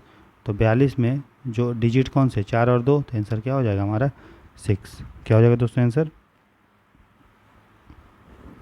बताइए। आंसर हो जाएगा दोस्तों हमारा 6, राइट। समझ रहे? ये तो आपको पता चलेगा कि दिख गया थोड़ा सा। मान लो कभी कभी क्या होता है कि आपको प्लस नहीं कुछ माइनस करना होगा, तो मान लो कभी होता था कि हमने यहाँ जोड़ दिया ना, तो हमने मान लो यहाँ पे प्लस नहीं माइनस किया, तो आपको बस देखना था कि यहाँ क्या करने से हमें आ रहा है। थोड़ा तीनों का लिखिए और तीनों में एक ही चीज़ करना है, क्योंकि तीनों में सिंबल एक ही है ना, सब में सिंबल एक ही है। तो सब में अगर मान लो प्लस प्लस की है तो प्लस का प्लस ही करो। मान लो हम माइनस करते हैं, 7 - 9 - 10, तो कितना आ जाएगा ये? 7 - 19, तो -8 आ जाएगा। -12 आ जाएगा। तो क्या -12 है कुछ लिखा हुआ? -12 से 8 आ रहा है आपका? नहीं। तो थोड़ा सा सोचेंगे समझेंगे और ठंडे दिमाग से सॉल्व करेंगे तो क्वेश्चन सी सेट का बनता है। ठीक है, समझ रहे हो? और प्रैक्टिस करते रहेंगे PYQ तो और आपका दिमाग उसी तरह से चलने लगेगा, क्योंकि आप मानते हैं ना कि UPSC का जो क्वेश्चन है उसका मुकाबला कोई भी कोचिंग कोई भी बुक नहीं कर सकता है। बात समझे? इसीलिए आप PYQ को सॉल्व कीजिए बार बार, आपका दिमाग उसी तरह से काम करने लगेगा। ठीक है, रट लीजिए रट लीजिए रट लीजिए, मतलब समझ रहे हैं पूरा कॉन्सेप्ट, पूरा सब किस तरह का चाहिए, ये चीज़ इस तरह देता है। चलिए, अच्छा एक क्वेश्चन और था, ये वाला थोड़ा देखते हैं। 20, चलो 20 तो सॉल्व कर लिया हम लोग, ठीक है ना, 20 कर लिया, 20 ठीक है, चलिए हो गया सॉल्व। आप देखते हैं 24 हो गया। ठीक है, अब देखो क्वेश्चन नंबर 25 आया है दोस्तों। बोल रहा है कि क्वेश्चन नंबर 25 देखिए, बोल रहा है कि लेट x बी ए पॉजिटिव नंबर। x जो है पॉजिटिव एक इंटेजर है। ठीक है, इंटेजर मतलब कोई अंक है। ठीक है, सच दैट 7x 90 + 96, x जो होता है वो पॉजिटिव नेगेटिव इंटेजर कोई भी हो सकता है, पॉजिटिव इंटेजर भी नेगेटिव भी। तो बोल रहा है कि x वो लेकिन यहाँ पे बोल रहा है कि x जो है पॉजिटिव इंटेजर है, मतलब 0 से लेके 9 तक है। ठीक है, 0 से लेके 9 तक है और कुछ भी हो सकता है x, ऐसा नहीं 0 से 9 तक कोई भी संख्या हो सकता है 0 से लेके इन्फिनिटी तक। लेकिन यहाँ पे ये बोल रहा है कि एक पॉजिटिव इंटीजर है such that 7x + 96 is divisible by x। तो बोल रहा है कि 7x + 96 जो है इसको जो है x काट दे रहा है। ठीक है, x काट दे रहा है। अब देखिए, आपको पता है यार कि 7x + 96 को अगर x काट दे रहा है, इसका मतलब x जो होगा ये इसको तो काट ही देगा 7x को, क्योंकि इसमें x है ना, तो 7 से भी मल्टीप्लाई करोगे तो x तो काट ही देगा। जैसे अगर मैं बोलूँ कि 98, ठीक है, अगर मैं बोलूँ कि 14 को 7 काट दे रहा है, ठीक है, तो 14 में आप अगर 7 भी मल्टीप्लाई करोगे तो क्या फ़र्क पड़ता है? कोई फ़र्क पड़ेगा? 14 × 7 कितना? 98। तो क्या 98 को 7 नहीं काट देगा? काट देगा ना। ये संख्या मल्टीप्लाई करने से क्या हो, तो उसका टेबल बन गया, पहाड़ा बन गया, राइट है ना। अगर x कट रहा है तो 7x क्या होगा? 7 का पहाड़ा हो जाएगा, x का टेबल ही हो गया ना 7 टाइम्स। इसका मतलब ये तो कट गया 7x। अगर पूरे संख्या को 7x + 96 को हमें अगर काटना है दोस्तों, तो 7x तो हमारा कट जा रहा है, 7x तो हमारा कट जा रहा है ना। तो 7x + 96 को अगर x काटेगा, इसका मतलब x जो है उसको 96 को काटना पड़ेगा, तभी होगा ना पूरा संख्या का कटेगा अगर x से, क्योंकि ये संख्या कट जा रहा है। अगर उसमें कुछ जोड़ रहे हो तो इसको, इस संख्या को कट जाना चाहिए ना x से, तभी तो जाके आपको 7x कटेगा। ठीक है, तो इसमें सिंपल सा मतलब है कि जो भी संख्या होगा x वो 96 को, x जो होगा वो 96 को काट देगा। ठीक है, 96 काट देगा।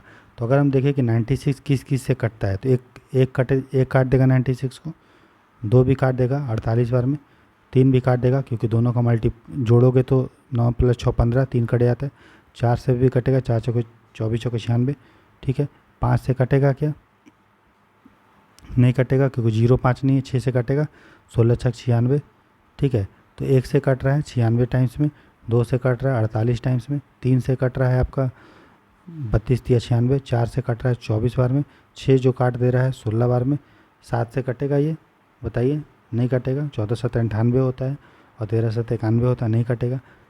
8 से कटेगा, काटिए, 12 8 96, तो 8 से भी कट गया 12 बार में। 9 से कटेगा, नहीं कटेगा, 9 6 क्योंकि 9 10 9 90 होता है और 11 9 99 होता है, नहीं आएगा। 10 भी नहीं कटेगा, 11 भी नहीं कटेगा, 12 से ऑलरेडी कट चुका है, ठीक है। तो उसके बाद आगे आप चेक भी करने की ज़रूरत नहीं है, वो कट जाएगा क्योंकि ऑलरेडी हमने ले लिया है। आप 12 से कट गया, हमने 8 से ले लिया, तो उसके बाद 13 से नहीं कटेगा, 14 से भी नहीं कटेगा, 15 से नहीं कटेगा, 16 से कटेगा। तो 16 से जब कटेगा तो हमने 6 वाला ले लिया था, 16 6 96। तो देखो ये जो संख्या है 96, वो किस से कट रहा है? वो कट रहा है आपका 1 से, 2 से, 3 से, 4 से, 6 से, ठीक है, 8 से, 12 से, 16 से, 24 से, 32 से, 48 से, 96 से। तो कितना वैल्यू होगा x का जो काट देगा 96 को? आप जोड़ लीजिए, 1 1 2 3 4 5 6 7 8 9 10 11 12, ठीक है दोस्तों। हमारा आंसर क्या हो जाएगा? 12। कितना सिंपल क्वेश्चन पूछा हुआ था, है ना। क्या कॉन्सेप्ट लगाना था कि भाई अगर कोई संख्या हमको पता करना है x + y + z को कौन संख्या काट देगा, और ये बोल दिया गया है कि इस संख्या में जो x + y है वो उसको काट देता है, सिंपल। इसका मतलब ये संख्या को तो हमको चेक ही नहीं करना, हमको बस चेक करना है कि यार जो ये z है उसको x + y काट रहा है या नहीं काट रहा है, बस ख़त्म। तो हम पता कर देंगे, ठीक है। तो आंसर क्या हो जाएगा? x का कितना वैल्यू होगा? x का टोटल 12 वैल्यू होगा, हमने जो देखा 1 2 3 4 6 12 16 8 24 32 48 96, क्लियर। तो आंसर क्या होगा? बहुत सिंपल क्वेश्चन 25 का सी। तो ये जो मैं आपको लॉजिक बता रहा हूँ, जो कॉन्सेप्ट बता रहा हूँ, उसको ध्यान दीजिएगा, ठीक है, और इसको बार बार जो है सॉल्व कीजिएगा।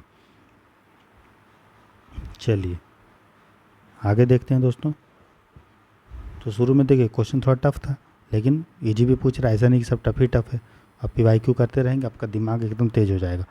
तो बोल रहा है if P Q R and S are distinct single digit positive numbers then what is the greatest value of P + Q × R + S। बोल रहा है दोस्तों कि P Q R और S जो है वो सिंगल डिजिट का नंबर है। सिंगल डिजिट मतलब 1 to 9 है, और भी क्या बोल रहा है कि पॉजिटिव है, मतलब 0 नहीं लेना है। सिंगल डिजिट वही होता है।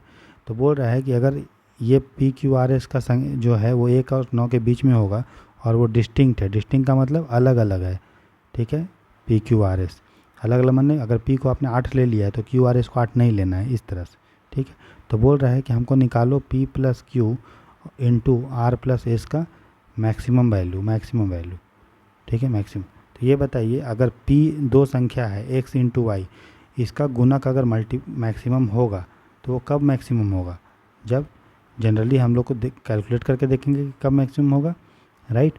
तो हमको बड़ा संख्या लेना पड़ेगा, तभी दो, अगर मान लो ये भी दोनों का बड़ा संख्या है, ये भी बड़ा, तो बड़ा संख्या × बड़ा संख्या होगा, राइट, समझ रहे हो। तो अब देखिए अगर तो बड़ा संख्या क्या है, हमको लेना है 1 से 9 तक, तो P Q R S को हम क्या ले सकते हैं? 6 7 8 9 ले सकते हैं, यही बड़ा संख्या है, 5 से छोटा हो जाएगा। अब हमको चेक करना है P + Q। तो मान लो P लेते हैं हम लोग, अब देखो इसमें चेक करना पड़ेगा। मान लो P लेते हो आप 6, P बराबर लेते हो 6 और Q बराबर लेते हो 7, ठीक है, या फिर 6 लेते हो या और Q बराबर 7 लेते हो, और R बराबर कितना हो जाएगा 8 और S बराबर कितना होगा 9। तो जब मल्टीप्लाई P + Q कितना होगा? 7 + 6 13 और 9 + 8 17, ठीक। तो 17 × 13 कितना होगा? 17 × 3 = 51 और 17 के 17 17 5 22 221। तो 221 आंसर दिया है, लेकिन हमको चेक करना क्या मैक्सिमम यही होगा और कुछ नहीं हो सकता क्या? चेक करेंगे। मान लो P के बराबर लेते हैं 6 और Q के बराबर लेते हैं 9, ठीक है। तो R के बराबर कितना होगा? 7 और S के बराबर कितना हो जाएगा हमारा दोस्तों? 8, ठीक है। तो P + Q कितना होगा? इसको जोड़ोगे 9 6 15 7 8 15। अब क्या हुआ 15 इंटू 15 कितना आ गया दोस्तों 225। तो 225 भी आंसर है। 221 में आ रहा था लेकिन 221 से बड़ा है 225। और चेक करते हैं क्या कि 230 और 224 आएगा क्या, कैसे भी करके। ठीक है, देखते हैं। क्योंकि 225 अब दो ऑप्शन तो ख़त्म हो गया, क्योंकि 221 से बड़ा 225 आ गया। अब हमें चेक करना है कि 230 आएगा क्या किसी सिचुएशन में। तो देखते हैं, हमने 6 जोड़ लिया। फिर उसी पर देखो, मान लो P के बराबर आप 9 ले लो और Q के बराबर ले लो आप 7। ठीक है, तो R बराबर कितना होगा 8 और S बराबर कितना हो जाएगा दोस्तों हमारा 6। तो P प्लस Q कितना होगा 9 7 16, 8 6 कितना होगा 14। तो 16 इंटू 14 कितना होगा 14 6 84 के 4, हासिल 8, 14 के 14 8 22। तो 224 आ रहा है। तो अभी भी 225 हमारा ऊपर है। ऐसे करके जब कैलकुलेट करते रहेंगे तो कुछ नहीं आएगा मैक्सिमम, बस मैक्सिमम हमारा आ जाएगा 225। आप चेक करके देख लीजिए। ठीक है, बात समझ रहे हैं। और वैसे भी देखिए कि अगर 230 आ रहा है, इसका मतलब दो संख्या का मल्टीपल 230 आना चाहिए। ठीक है, दो संख्या का मल्टीपल 230 आना चाहिए, मतलब हमारा 6 7 8 9 दोनों को मल्टीपल आना चाहिए 230। अब हमको ये बताओ कि जो 230 है वो किस किस से कटता है। 230 किससे कटेगा 23 से और 10 से। और कोई संख्या है जो काटेगा 23 को, तो 5 काट सकता है और हमारा 5 चौके 32 5 छक 30। अब हमको क्या है संख्या तो कितना है दोस्तों 6 7 8 9, 6 7 8 9। तो ये तो हम लेंगे नहीं, क्योंकि दो संख्या का मल्टीपल आना चाहिए 5 इंटू 46। तो 46 भी नहीं हो सकता है, कितना भी जोड़ लोगे 6 7 8 9 कभी 46 आएगा नहीं, ये गया। उसी तरह से 6 7 8 9 में हम लेंगे तो कोई भी संख्या का जोड़ जो है 23 आ रहा है क्या, देखिए नहीं आ रहा है। मैक्सिमम कितना आ रहा है 9 प्लस 8 17 मैक्सिमम, तो ये भी नहीं होगा। तो आंसर हमारा मिल गया 225। ठीक है, तो डायरेक्ट अगर आपको नहीं इस तरह से बनाना है तो ऑप्शन भी चेक करके बना सकते हैं।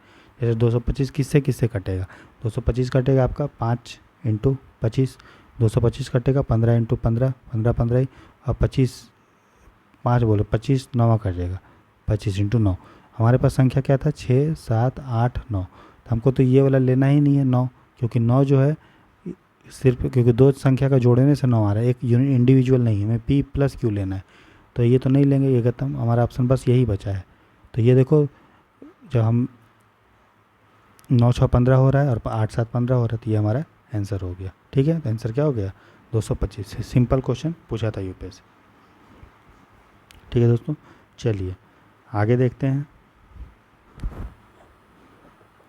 बोल रहा है a number n is formed by writing 9 4 99 times. बोल रहा है एक संख्या है, कोई n है, हम लोग क्वेश्चन नंबर देख रहे हैं 27। कोई संख्या n है जो बना कब है, हम लोग 9 को कितने बार लिखे 99 बार। ऐसे करके 9 को हम लोग 99 बार लिखे हैं। तो बोल रहा है अगर हम इस संख्या जो बना है हमारा, जिसमें 9 99 बार लिखा हुआ है, उसको अगर हम डिवाइड करेंगे 13 से तो कितना हमारा शेषफल बचेगा, रिमाइंडर कितना बचेगा। इसको 13 से डिवाइड करेंगे तो कितना शेषफल बचेगा। आपको क्वेश्चन बहुत टफ लग रहा है, और इस क्वेश्चन में लॉजिक याद रखिए, लॉजिक कैसे ये सब सॉल्व होता है, क्योंकि वहाँ पे आप सॉल्व तो नहीं करेंगे। तो यहाँ पे हम पैटर्न देखते हैं कैसे। ऐसे देखो, मान लेते हैं 9 एक बार है, तो जो 9 एक बार है उसको हम जब 13 से डिवाइड करेंगे, ठीक है, यहाँ देखो, अगर हम 9 एक बार लेते हैं तो उसको 13 से डिवाइड करेंगे, 9 भागा 13, तो कितना हमारा शेषफल आएगा 9 आएगा। अगर मान लो 9 दो बार लेते हैं, उसको हम 13 से डिवाइड करते हैं, तो 13 सते 91, कितना शेषफल आया दोस्तों 8। ठीक है, समझ रहे हो, ये लॉजिक याद रखिए। जब इस टाइप का क्वेश्चन हो तो इस टाइप से सॉल्व करते हैं। ठीक है, उसी तरह से 9 लीजिए 3 बार, क्योंकि हम 99 बार लेके नहीं सॉल्व कर सकते, हमें पैटर्न अगर पता चल जाएगा तो हमें क्लियर हो जाएगा। ठीक है, 9 3 बार लिए, इसको हम 13 से डिवाइड कर रहे हैं। ठीक है, तो अब डिवाइड करो, आपको पता चल जाएगा। 999 को 13 से करो, 13 सते 91, हाथ में गया 8 आया 9, 13 छक 78, 78 आया, तो कितना आया 9 में 8 जाएगा 8 में 7 तो 11 मेरा रिमाइंडर आया।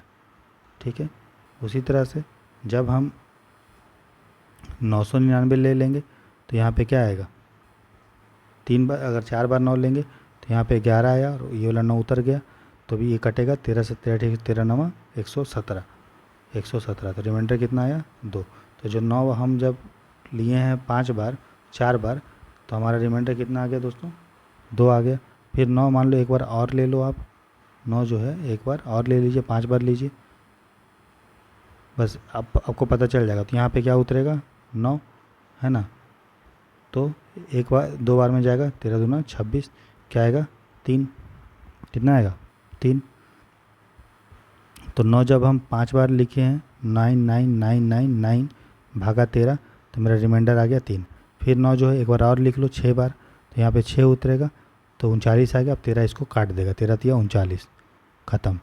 तो रिमाइंडर कितना आ गया, 9 को हमने जब 6 बार लिखा तो रिमाइंडर आ गया दोस्तों 0। ठीक है, अब रिमाइंडर जब 0 आ गया इसका मतलब फिर से 9 शुरू होगा, है ना। नहीं समझे क्या, देखिए 9 को 9 9 9 9 9, जब हमने 6 बार 9 लिख लिया, अब 9 कितने बार लिखा हुआ है 99 बार, फिर यहाँ पे 7वां बार लिखा है, फिर 8वां बार। हम क्या देख रहे हैं कि जब हम 9 को 6 बार लिखे हैं तब हमारा रिमाइंडर कितना आ रहा है, 13 से डिवाइड करने पे 0 आ रहा है। क्योंकि डिवाइड कैसे होता है, ऐसा ही होता है ना, जैसे मैं बोलूँ कि 8 7 5 2 को डिवाइड कीजिए, तो आप एक एक करके डिवाइड करेंगे ना, डिजिट इधर ही से तो जाएंगे। तो जब आपको पता चलेगा कि भाई ये जो डिजिट है, जब यहाँ तक हम 3 डिजिट तक डिवाइड करते हैं, इसमें रिमाइंडर 0 आता है, तो फिर आपका यही 2 ही तो बचा, बस 2 ही संख्या बचा ना। तो उसी तरह से जब आपको दिख रहा है कि यार जब ये जो संख्या है इसका हम शुरू के 6 डिजिट को डिवाइड कर रहे हैं हम 13 से, तो 0 रिमाइंडर आ रहा है। मतलब अगर हम 6 का ग्रुप बना लें, क्योंकि नेक्स्ट भी 6 डिजिट होगा, वो भी आपका कटेगा तो 0 आएगा रिमाइंडर, फिर 0 होगा, क्योंकि पैटर्न रिपीट कर रहा है ना। शुरू में एक 9 को डिवाइड करोगे तो आपका 9 बच रहा है, फिर 2 9 को कर रहे हो तो 8, फिर तीसरे 9 को तो 11 बचा है, चौथे 9 को डिवाइड कर रहे हो तो 2 बचेगा, 5वें 9 को करोगे, ठीक है, तो आपका 3 आ रहा है, फिर छठे 9 को कोई। तो जब आप देख रहे हो हर छठा बार हमारा 0 आ रहा है, इसका मतलब ये हमारा जो लिखा गया है संख्या n कोई संख्या है जिसमें 9 को 99 बार लिखा हुआ है, इसका मतलब अगर वो 6 बार का ग्रुप में कट जाएगा।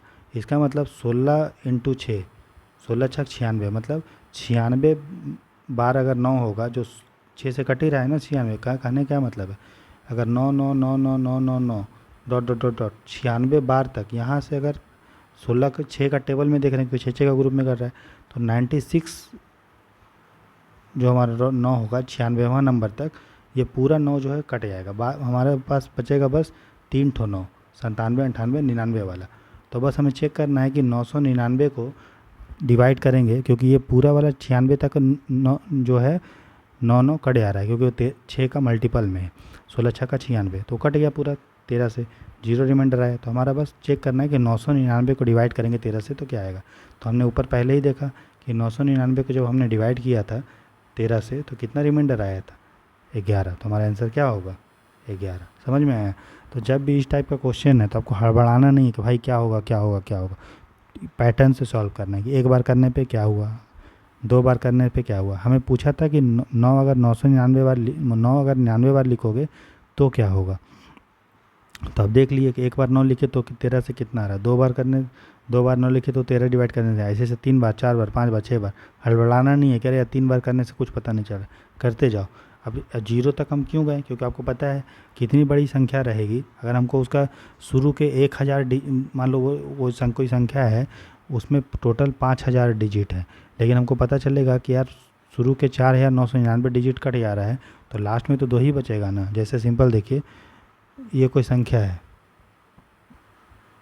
ठीक है, लास्ट में 2 है, अब बोलेगा कि 10 से डिवाइड करने पे क्या आएगा, तो आपको पता है ना कि यहाँ से यहाँ तक कट के 0 आता है रिमाइंडर, तो रिमाइंडर क्या आएगा 2 आएगा। तो वही तो यहाँ भी कर रहे हैं कि 999 जो है 96 बार में पूरा कट के ख़त्म हो जा रहा है, 96वां नंबर तक 13 हो रहा है, 13 से कटने पे 0 आ रहा है, तो लास्ट में जो 3 ही डिजिट बचा है ना 999, तो फिर 999 का देखे तो आंसर क्या हो गया 27 का ऑप्शन ए।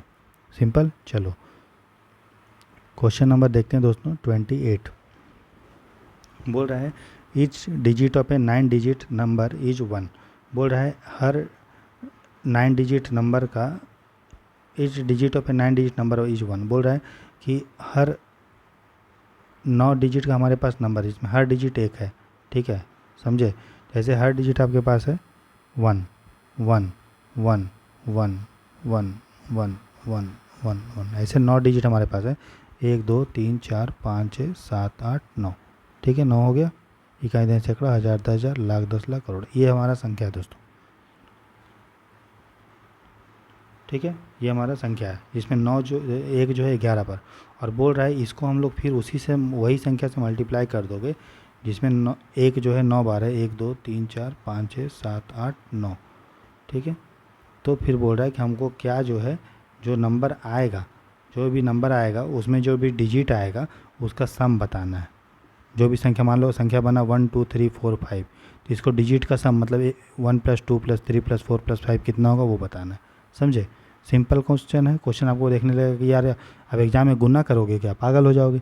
तो हम क्या बोले, पैटर्न, पैटर्न देखो, पैटर्न किसका है, एक कोई संख्या है वो बना हुआ है सिर्फ एक से, ठीक है, तो और अपने में मल्टीप्लाई हो रहा है, ठीक है, यही कोई संख्या। तो मान लो हम एक बार लेते हैं, तो 1 × 1, एक संख्या लिए एक और वो खुद से मल्टीप्लाई हुआ तो कितना आया, एक, ठीक है। इसमें कितने डिजिट हैं, एक ही है, तो इसका सम क्या हुआ, सम आया एक। कोई उसके बाद एक दो बार लेते हैं, 11, 11 × 11, ठीक है, क्योंकि अपने से मल्टीप्लाई हो रहा है इसलिए 11 × 11, तो कितना आ गया, 1, संख्या कितना आ गया दोस्तों, 121। इसमें डिजिट का सम कितना हुआ, 2 1 3 1 4, ठीक। फिर संख्या लिए मान लो 3 बार एक, ठीक है, फिर कितना आएगा, करिए 111 × 111 क्या होता है, 1 2 3 2 1, डिजिट को जोड़िए, 2 1 3 3 3 6 6 2 8 8 1 9, 9 आ रहा है। फिर करिए 4 बार लीजिए, अब 4 बार तो गुना कर ही सकते हो, क्या आएगा, 1 2 3 4 3 2 1, कितना आएगा देखो, 2 1 3 3 3 6 6 4 10 10 3 13 13 2 15 15 1 16। याद रखिएगा, जैसे कोई संख्या है ना, मान लो 1 2, जैसे कोई संख्या है 11, 11 × 11, तो इसका क्या होता है जानते हैं, 1 2 लिख लीजिए फिर 1 लिख दीजिए। मान लो फिर 111 × 111 लिखा है, तो 1 2 3 लिखिए फिर 2 1 लिखिए, ठीक है। मान लो पूछ दिया आपसे ये 4 बार एक इसका, तो आप लिखिए 1 2 3 4, फिर रिवर्स में लिख दीजिए 3 2 1, तो इधर से देखिए 1 2 3 4 1 2 3 4, ये ऐसा। तो उसी तरह से अगर हमारे पास आप देख रहे हो कि अगर हम मल्टीप्लाई करते जा रहे हैं, तो अगर ये कोई एक संख्या है, एक बार लिखा है, तो देखो एक का स्क्वायर आया है सम, इसमें कितने संख्या हैं दोस्तों, दो संख्या है, दो है ना, एक एक 2 बार है, तो ये आया है 4, 4 को हम लिख सकते हैं 2 का स्क्वायर। उसी तरह से ये 3 डिजिट है तो 9 आया है, तो 3 का स्क्वायर किया, ये 4 है तो 16 आया है, तो 4 का स्क्वायर हुआ। उसी तरह से आप क्या देख रहे हो कि अगर हमारे पास 1 2 3 4 5 6 7 8 9, 9 बार एक है, 1 2 3 4 5 6 7 8 9, 9 बार अगर हमारे पास 4 5 6 7 8 9, तो क्या होगा, इसका सम क्या आएगा, तो जो भी इसका डिजिट जितना है, कितना डिजिट है टोटल 9, तो 9 का स्क्वायर मतलब कितना हो गया, 81, ठीक है। कैसे पता चला, हमने पैटर्न देखा कि अगर मान लो एक लेते हैं एक बार और उसको अपने से मल्टीप्लाई करते हो तो एक आता है, तो एक को हम क्या लिख सकते हैं, एक का स्क्वायर। फिर हम 11 को अपने 11 से मल्टीप्लाई करते हैं तो 121 आता है, 121 में अगर हम जोड़ेंगे तो एक जोड़िए डिजिट को 1 2 1, कितना हो गया, 1 और 2 1 3 3 1 4, 4 आया, 4 को क्या लिख सकते हैं, 2 का स्क्वायर। 111 × 111 आता है, 1 2 3 3 2 1, इसको जोड़ेंगे तो 2 1 3 3 3 6 6 2 8 और 8 1 9, तो कितना आ रहा है 9, 9 को लिख से 3 स्क्वायर। हम देख रहे हैं कि भाई जो भी डिजिट का सम आ रहा है वो जिस नंबर से मल्टीप्लाई उसमें जितने डिजिट हैं उसका स्क्वायर हो रहा है। तो उसी तरह से हमें पता करना क्या होगा, तो ये कि 9 डिजिट है, 9 डिजिट का स्क्वायर ले लिया, 9 का स्क्वायर था 81, और आंसर क्या हो जाएगा दोस्तों 28 का 81, ऑप्शन सी। समझ में आ रहा है। तो जब भी थोड़ा टफ क्वेश्चन हो जहाँ पे आपको लग रहा है कि यार नहीं, तो थोड़ा सा पैटर्न देखिए, आपको आइडिया होगा। और PYQ जब आप सॉल्व करने लगेंगे तो आपका दिमाग उसी तरह से काम करेगा कि अरे देखो इसी टाइप का क्वेश्चन आया, इसी टाइप का सॉल्व करो। इसीलिए PYQ करना बहुत ज़रूरी है, ठीक है। चलिए अब क्वेश्चन नंबर दोस्तों हम लेते हैं 29। डेली हम लोग 10-10 क्वेश्चन करेंगे, ठीक है। 29 देखते हैं।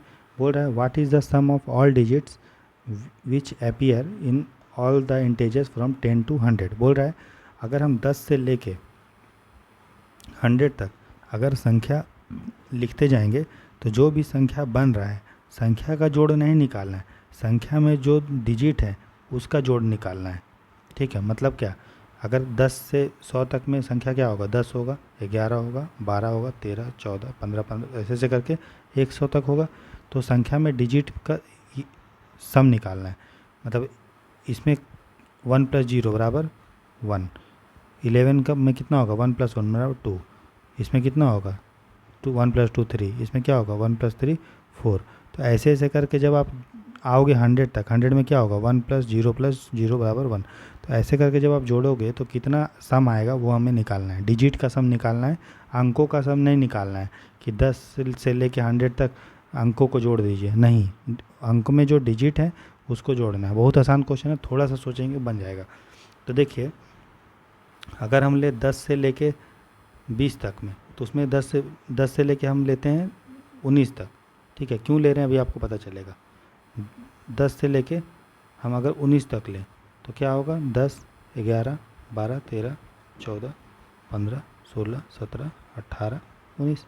तो 10 में 1 + 0 1 होगा, इसमें 2 होगा, इसमें 3 होगा, इसमें 4 होगा, 1 + 4 5 होगा, 1 + 5 6 होगा, 1 + 6 7 होगा, 1 + 7 8 होगा, 1 + 8 9 होगा, 1 + 9 10 होगा। इसका मतलब 10 से लेके अगर आपको 19 तक अंकों को जोड़ना है तो आप क्या करो, 1 से लेके 10 तक काउंट कर लो, वो 1 + 2 + 3 + 4 + ऐसे। उसी तरह से अगर आपको 20 से लेना है तो 20 21 22 23 24 25 26 27 28 29 30। तो 2 + 0 2 3, 2 + 2 4, 2 + 3 5, 2 + 4 6, 2 + 5 7, 2 + 6 8, 2 + 7 9, 2 + 8 कितना हुआ 10, 2 + 9 11, 3 + 0 3 नहीं लेंगे क्योंकि 3 वाला बाद में लेंगे।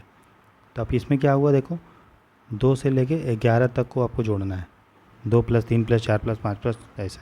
तो क्या आप देख रहे हो कि जैसे जैसे हम आगे जा रहे हैं तो 3 1 से लेके 10 तक हुआ, ये हुआ 2 से 11, तो 3 से क्या ले होगा 12, फिर ये क्या होगा 4 से 13 तक का अंक को जोड़ दो, फिर काउंटिंग कर लो, मतलब फिर होगा ये 5 से 14, 6 से 15 होगा ना,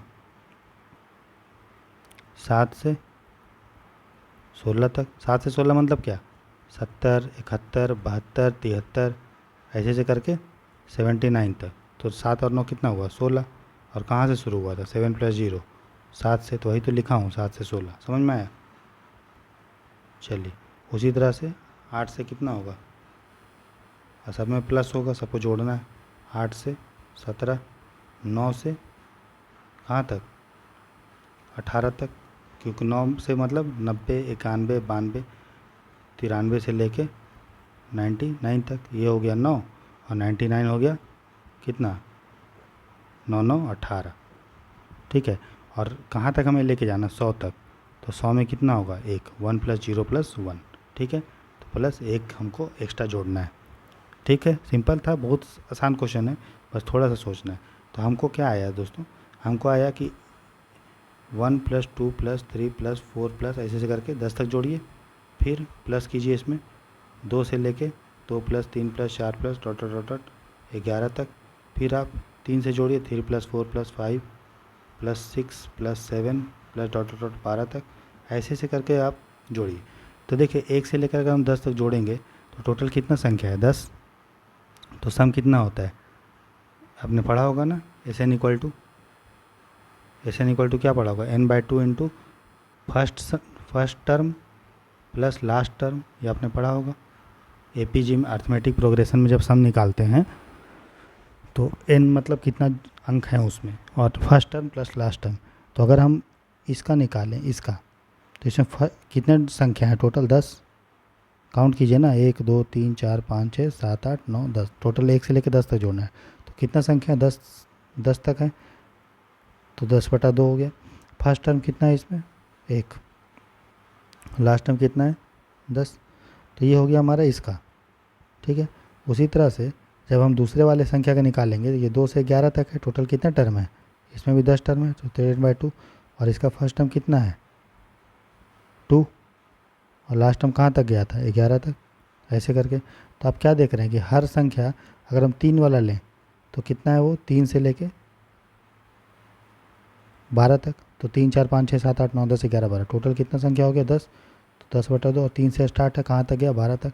तो आप क्या देख रहे हो कि हर का संख्या जो है, तो अगर टोटल हम जोड़ेंगे तो क्या होगा, इसको जोड़ो उसको जोड़ो सबको जोड़ते रहो, तो सबको क्या होगा n/2 इंटू a प्लस, ठीक है समझ रहे हो। तो हम क्या करेंगे दोस्तों, 10/2 को कॉमन ले लेंगे। तो 10/2 कॉमन ले लिए तो हमारा क्या आ गया, 1 + 10 कितना हुआ 11, प्लस 11 + 2 कितना हो गया 13, प्लस ये कितना हो गया 15 प्लस 17 होगा, प्लस 19 प्लस 21 प्लस, ठीक है। समझ रहे हो कि नहीं समझ रहे हो?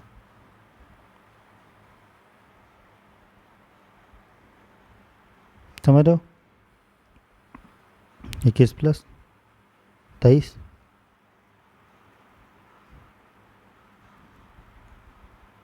ठीक है, 23 आया। तो ये हुआ 1 से लेके 19 तक, ये हुआ 2 से लेके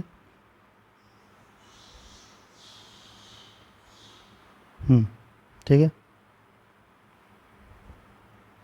ठीक है दोस्तों। तो उसी तरह से जब आप 90 वाला संख्या लोगे तो 90 से लेके आपको कहाँ तक जाना पड़ेगा, 99 तक, ठीक है। तो यह कितना हो जाएगा 10/2 इंटू 9 प्लस ए प्लस एन, है ना। तो 9 + 18, राइट, समझ रहे हो? ठीक है, 23 + 25 + 27, ये हो गया 9 तक। और इसमें लास्ट में हमको जो 100 संख्या है 100, उसमें कितना होगा सम 1 + 0 + 0 मतलब 1। तो लास्ट में हमें 1 भी जोड़ना है। तो ये हमारा कैलकुलेशन हुआ। तो हम क्या करेंगे, 2 से 10 को काटेंगे 5 होगा, तो हमको 5 से इसको जोड़ के मल्टीप्लाई करना है।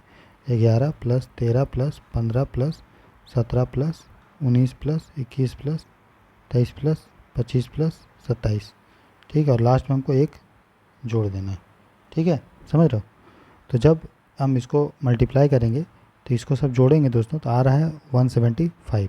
उसको हमें 5 से मल्टीप्लाई करना है और 1 हमको जोड़ देना है। तो जब 5 से मल्टीप्लाई, 5 के 5, 5 7 35, 35 के 5 हासिल 3, 5 के 5 3 8, और 1 जोड़ोगे तो आ जाएगा 856, क्या आ जाएगा 856, ठीक है। तो बहुत लोग गलती से 855 मार दिया था, लेकिन 856 होगा। क्यों? क्योंकि आपको 100 वाला भी काउंट करना है, ठीक है। आंसर क्या हो जाएगा 856, ठीक। अब इसी में रहता है कि फ्रॉम की जगह बिटवीन रख देता है, बिटवीन 10 to 100। तो हम इसमें 10 वाला छोड़ देते हैं, 10 वाला काउंट नहीं करते, और 100 वाला भी काउंट नहीं करते।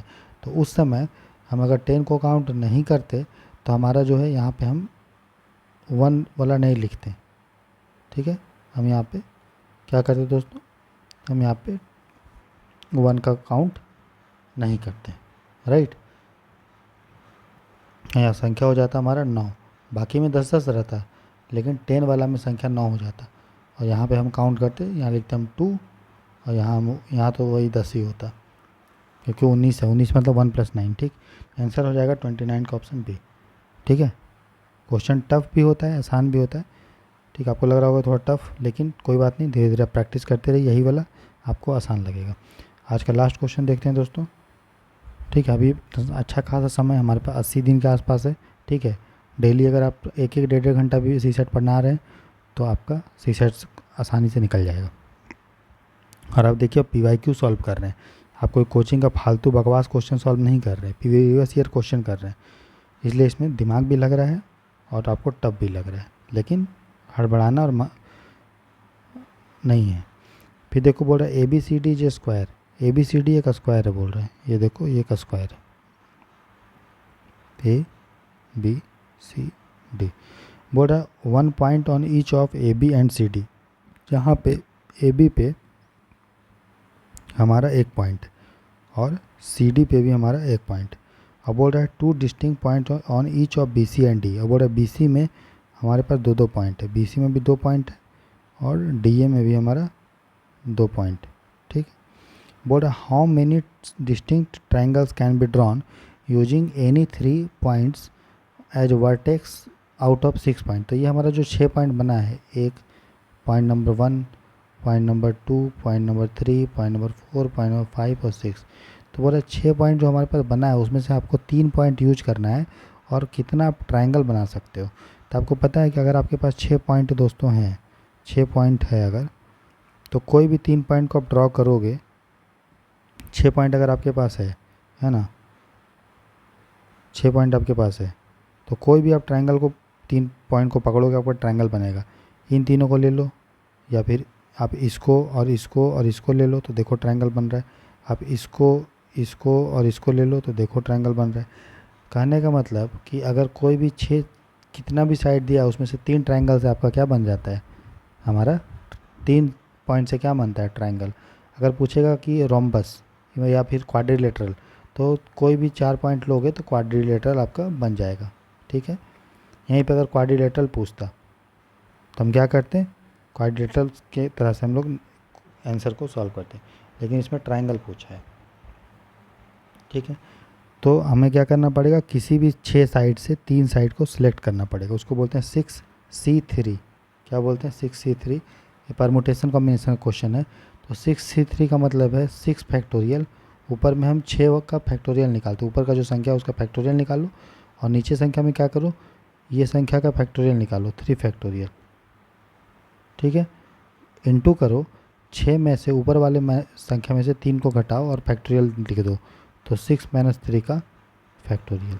जैसे अगर मैं बोलूँ कि ACB इसका मूल्य क्या होगा, क्या होगा इसका वैल्यू, तो आप लिखो इसका मूल्य होगा A फैक्टोरियल, ऊपर वाले का आप लिखो फैक्टोरियल, डिवाइड कीजिए, नीचे वाले का फैक्टोरियल लिखिए। ठीक है, और उसको मल्टीप्लाई कीजिए, A ऊपर वाले से नीचे को घटा के माइनस फैक्टोरियल निकालिए, A - 20 का फैक्टोरियल। तो उसी तरह से हमें यहाँ पे निकालना है 6C3 का फैक्टोरियल, तो क्या होगा 6 का फैक्टोरियल और 6 - 3 मतलब 3 का फैक्टोरियल इंटू 3 का फैक्टोरियल। कोई मान लो मैं बोलूँ 5 का फैक्टोरियल, इसका मतलब होता है 5 और उसको उसके बाद का संख्या से मल्टीप्लाई कर दो पहले वाला से, 5 × 4 × 3 × 2 × 1। मैं बोलूँ 8 का फैक्टोरियल, तो आप 8 लिखो और उसके पहले का संख्या से मल्टीप्लाई करते जाओ जब तक 1 तक, 8 × 7 × 6 × 5 × 4 × 3 × 2 × 1।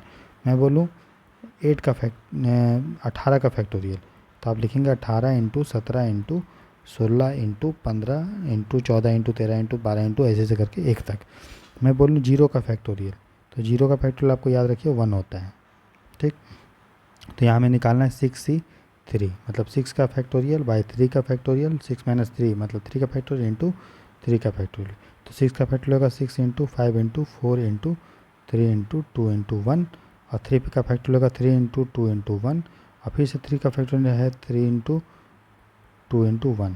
आप काट दीजिए, 3 से 3 कट गया, 2 से 2 कट गया, 3 6 को काट देगा 2 बार में, आंसर क्या होगा 2 × 5 = 10, 10 चौके। अच्छा एक और 2 है ना, 2 से फिर से काट दो 2, तो आंसर क्या होगा 5 × 4, आंसर हमारा होगा 20। 20 ट्रायंगल बनेगा।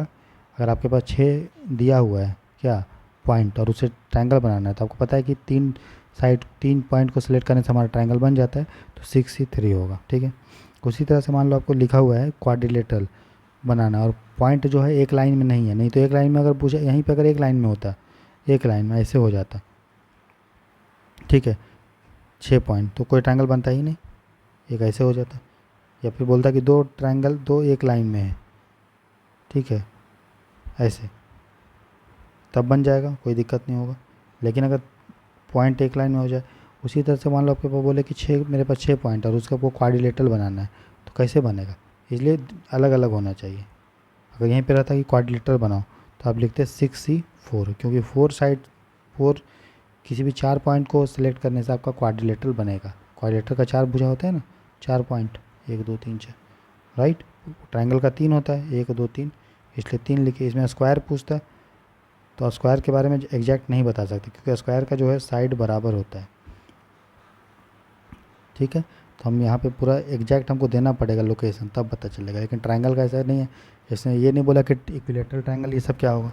ठीक है, चलिए तो आंसर हो गया 30 का C। ठीक है दोस्तों, अब हम लोग कल जो है फिर से मिलेंगे और कल हम लोग आगे का आपको करेंगे। ठीक है, क्वेश्चन नंबर हम करेंगे, तो आप देखिए तो थोड़ा थोड़ा करके करते जाएंगे, कोई भी दिक्कत नहीं होगा दोस्तों। क्वेश्चन जो है आसान रहता है, टफ नहीं होता है।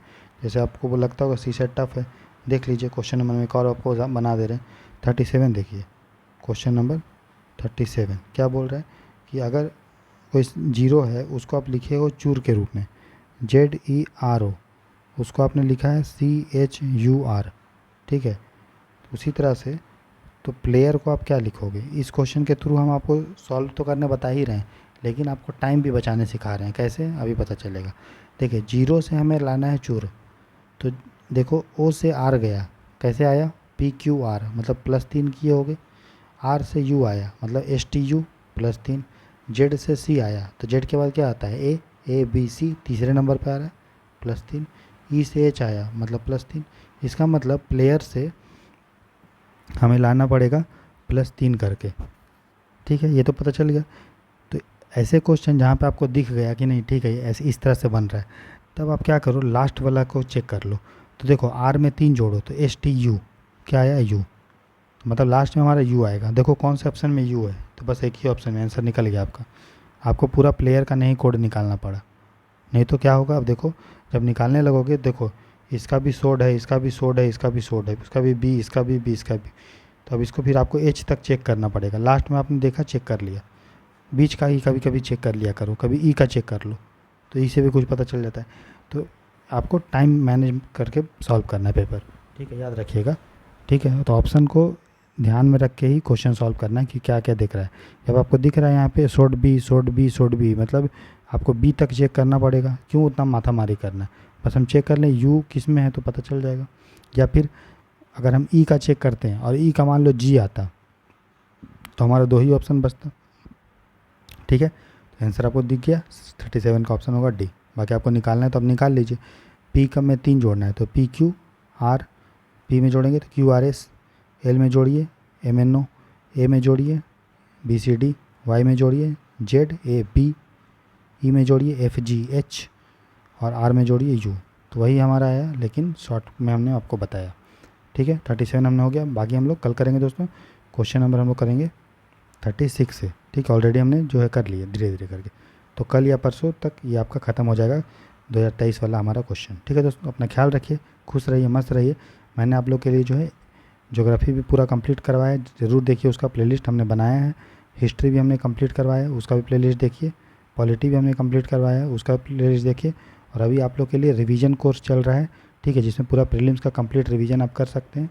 ठीक है, जिनको भी 99 रुपये का कोर्स है, जिनको भी ज्वाइन करना है, ठीक है, वो मुझे टेलीग्राम पे 9907126141 पे मैसेज कर सकते हैं। कोर्स ज्वाइन करने के लिए कुछ नहीं करना है, आपको एक UPI ID है दोस्तों, UPI ID, उस पर आपको पेमेंट करना है। UPI ID है 0ISKK, ठीक है, @YBL, 0ISKK @YBL। ठीक है, इस पर आपको पेमेंट करना है। ठीक है, कितना पेमेंट करना है, मात्र 99 रुपीज़। ठीक है, मात्र दोस्तों 99 रुपीज़ में पेमेंट करना है। ये आपका पूरा प्रीलिम्स कोर्स इसमें इंक्लूड है। जब आप पेमेंट कर लेंगे तो उसका आप टेलीग्राम पे हमें जो है उसका स्क्रीनशॉट भेजिए। ठीक है, टेलीग्राम पे ये जो मैंने आपको नंबर दिया 9990712641 पे 9990712641 इस नंबर पे आपको टेलीग्राम पे उसका स्क्रीनशॉट हमें भेजना है। भेजने के बाद मैं आपको एक कोर्स में इनरोल कर दूंगा, वहाँ पे सारा PDF कंटेंट आपको मिलेगा दोस्तों। ठीक है, चलिए अपना ख्याल रखिए, खुश रहिए दोस्तों, मस्त रहिए। मिलते हैं कल, और कल का भी हम आपको यही CSET कराएंगे। अभी हम लोग जो है रिवाइज कर रहे हैं दोस्तों हिस्ट्री को, उसका PDF हमने दे दिया है पेड ग्रुप में। आप भी चाहते हैं तो अच्छे से अपनी तैयारी को और भी 4 चांद लगा सकते हैं। अपना खुश रहिए, मस्त रहिए। गॉड ब्लेस यू दोस्तों, टेक केयर, बाय बाय।